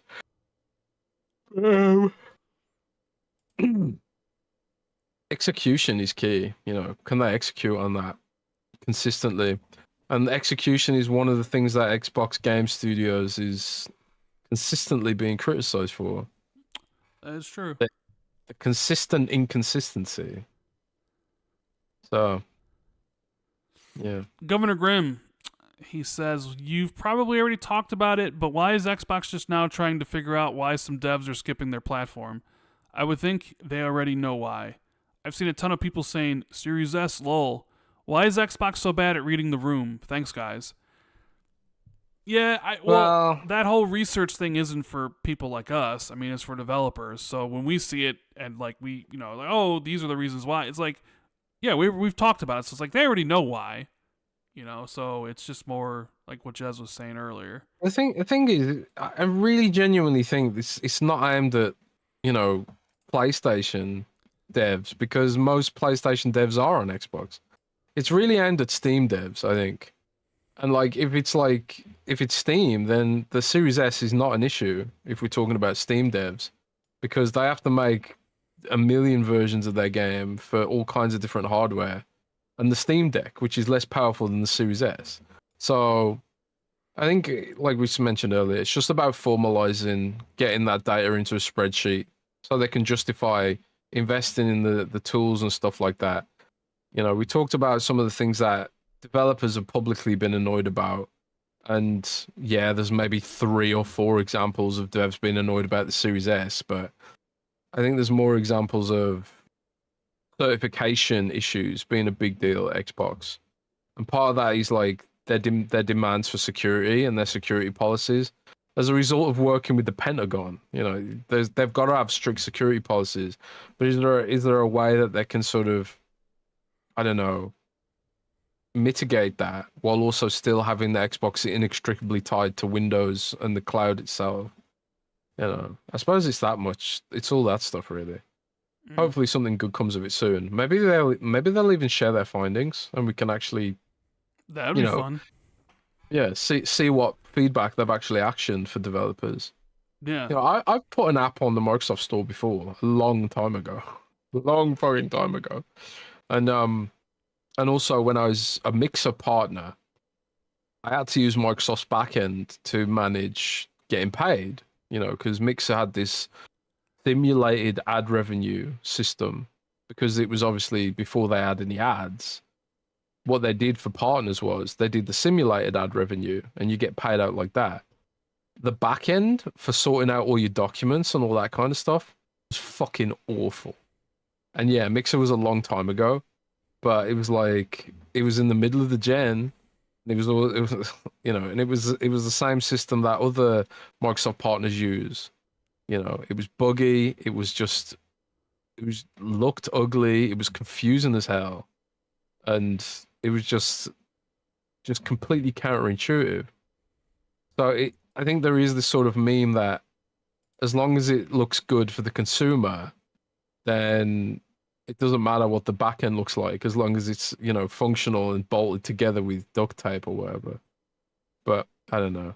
It's a bad example because it was a long time ago, but we'll see what happens.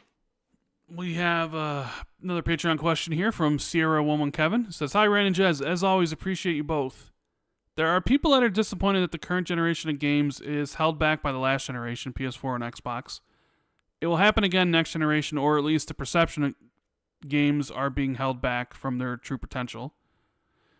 This is somewhat new to console users, with consoles being more PC-like and compatibility being better. But Jez, how has World of Warcraft handled minimum requirements through the years? Did it always feel like they served the larger audience, or were there times they somewhat forced users to upgrade? I couldn't think of many other comparisons that had a long enough life that could give us an example for current console users." I mean, WoW does gradually increase their minimum requirements a little bit here and there. Obviously, if you go and play WoW Classic, which has the classic graphics, you can run that shit on a potato, man. But That's the version you like to play, right? no, I don't like to play that version. I actually hate that version. But um, there's also like I think one of the issues with making next gen games feel truly next gen is less about the fact that Xbox One and PS4 are still so dominant, and more about the fact that there's not enough growth to justify spending the money to fill the resolution of 4K game. And I think wages have, you know, inflation and stuff, and the squeeze on people's income, like the kind of games people want to see made would probably need to cost $80 or $90. And I saw people clowning on someone else recently on another podcast for saying games should be that expensive or whatever.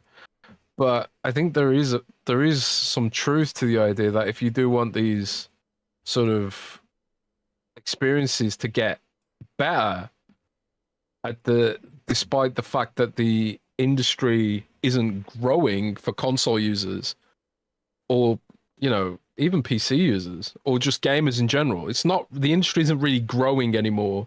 It's kind of hit this sort of saturation point. So how do you get a bigger budget game? The only thing you can do really is to squeeze more money out of the existing user base. So if you do want to have a better experience, which means more devs, which means more expertise, more training, more expense, how do you do that? You either get more players, and if there's not more players, then the games have to cost more, or they have to be rammed with even more microtransactions, you know? But consumers also don't seem to want to pay more. So I think these are some of the bottlenecks that you're seeing, where it's like you can't really blame the Xbox One and the PS4 when there's not enough growth in the first place. So I think there's multiple factors to this. I don't think it's just the Series S and a Series Xbox One, and the PS4. I think it's just the lack of growth in general and the lack of potential for the industry to grow further than it already has. So, I could be wrong. I think AI will have a role to play in boosting games to the next level. Mm. You know, making some of that expenditure happen without increasing costs. But I think the cloud has a significant amount of costs associated with it as well. So it's a weird world we're in right now where expectations are higher than ever, but so are costs, and growth is flat. You know. We have Omen. Hey, cool kids. I recently pre-ordered Vessel of Hatred on Xbox and realized that if I switched to playing on my PC like I often do, I would have to buy Vessel of Hatred again. What the heck is going on here? Will Blizzard games just never have cross-buy support like every single other new Xbox Game Studios game? Yeah, that's an interesting. I mean, why doesn't it work like that? You know?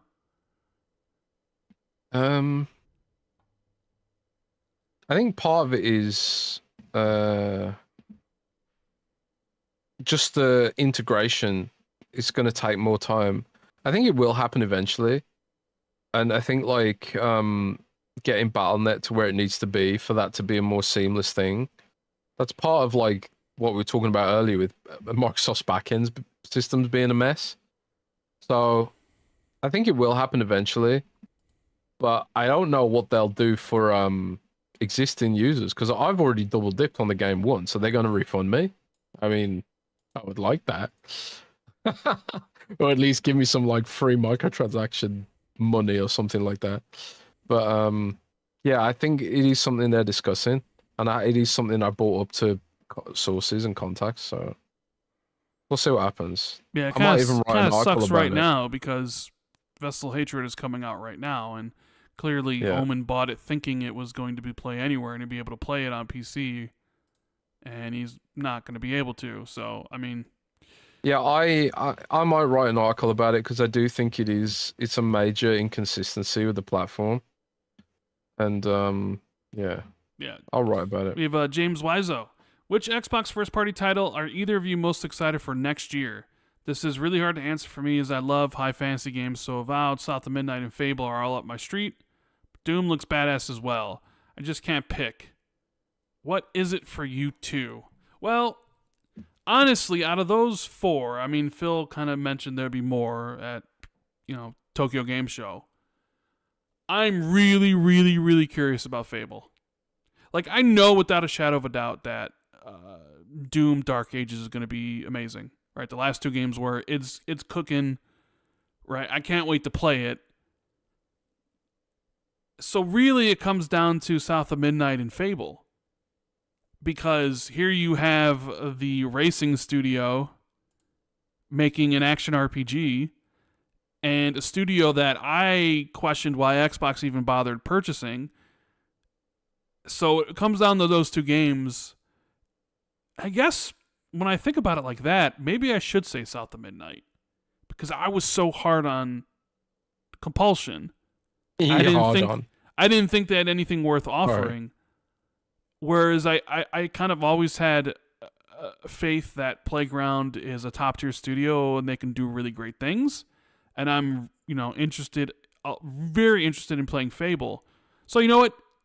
Talking through it, I'm going to change my mind and I'm going to change South of Midnight. I'm going to change it to that. To see if they really kind of put aside, all right, here was Contrast and We Happy Few, and this is what we're doing now, and this is our explosion onto the scene. Pay attention to us. Look at this we made. I'm going to say that game now. I really want to see Clockwork Revolution. Is that next year? Is it next year? Well, he mentioned 2024. Next year specifically. Yeah, next year. Unless you just leaked that Clockwork Revolution's next year. I didn't. Okay. I don't know. I didn't hear that part of the question. Mm. But I honestly don't. I don't know then. Out of the 2024 games, I suppose South of Midnight would be up there for me as well. Yeah, very curious with Compulsion and how that game's going to be. So, We'll see. Good old Collinwood says, hello, Rez and Jand.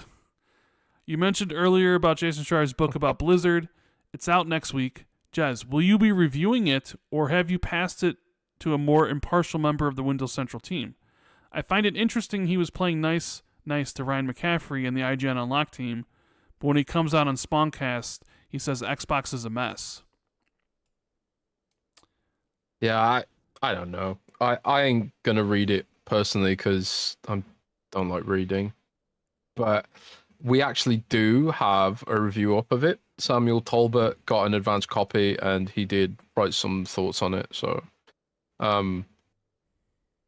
yeah, I just don't have time to read it, even if I wanted to. I just don't have time. But maybe I'll get around to it eventually.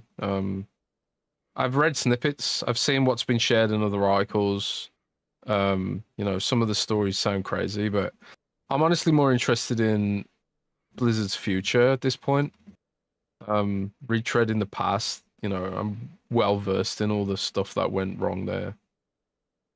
As a long-suffering Blizzard fan, I've written many articles over the years about thoughts on Blizzard, their direction, Kotick, and all that kind of stuff. I'm just kind of fatigued with looking backwards. I just want to look ahead now. And I think a lot of Blizzard people feel the same way. Yeah, you know, Jason Schreier has been doing a lot of promotion for his book. He's been all over the podcast. I wonder if we would asked him to come on Xbox 2+1, if he would have actually just came on. Or I doubt it. Yeah, probably not. Probably not. But I'm not surprised he was more playing ball with Ryan McCaffrey on Unlocked, an Xbox podcast. Not coming out there and saying Xbox doesn't know what they're doing or they're shit, versus like Spawncast, which is more of a PlayStation show. Or I guess a Nintendo show. I don't know what you would, you know, whatever one, but it's not too surprising. I think I understand the sentiment though, because if you're not paying attention, that's the message Xbox is putting out. It's just one of inconsistency. I couldn't believe the way they presented Indiana for PlayStation, and you know, I heard there was some mix-up with that, but at the same time, it's like you can't mix up that. It's your responsibility to sort of nail that messaging, and it was just landed so weirdly. Yeah, sure I did. don't know. And we got the Scarecrow 121 member for 55 months. Just over 5.5 years here with the best boys. Have a great show. Thank you, Scarecrow. Damn. And you know, I actually looked and I made some changes to the memberships, thinking, you know, that would enable, you know, membership gift giving, like you said. And I don't know if it takes a while to go through the system, but we'll see. Otherwise, I'll have to email them about it. But I did look into it. I did make some changes to see if it would do anything. So, but I don't think it did. Maybe by the next show it'll be live. But yeah. Well, Jez, I mean that's all the Patreon. Did you refresh questions. the thread? Sometimes some come in a little late. Yes, I did refresh the thread, but I'll refresh it one more time. And no new questions. So Roger. What do you want to talk about? We're a little bit over 3 hours. You want to call it early? You know, normally we go a little bit longer. We talked about, I've talked about everything I kind of wrote down and what I wanted to talk about, but... No, I think we've done enough damage for today. It was a pretty light news week in general. There's obviously a ton of games coming out. And I think Ubisoft's drama is going to dominate the headlines for the next little while, but... who knows? Maybe Xbox will give us something interesting to talk about later this month. Yeah. Well, anyways, guys, I guess that's the end of the show. If you enjoyed it, make sure you hit the like button and subscribe to the channel. Check out the Patreon. If you're going to buy something from Manscaped, 20% off. Code XB2, free shipping. Don't forget. And we will be back probably on Friday next week. Yep. And until then, I hope everybody has a great weekend. We love you guys, and we'll see you then. Love you guys. Later. Later. Keep gaming.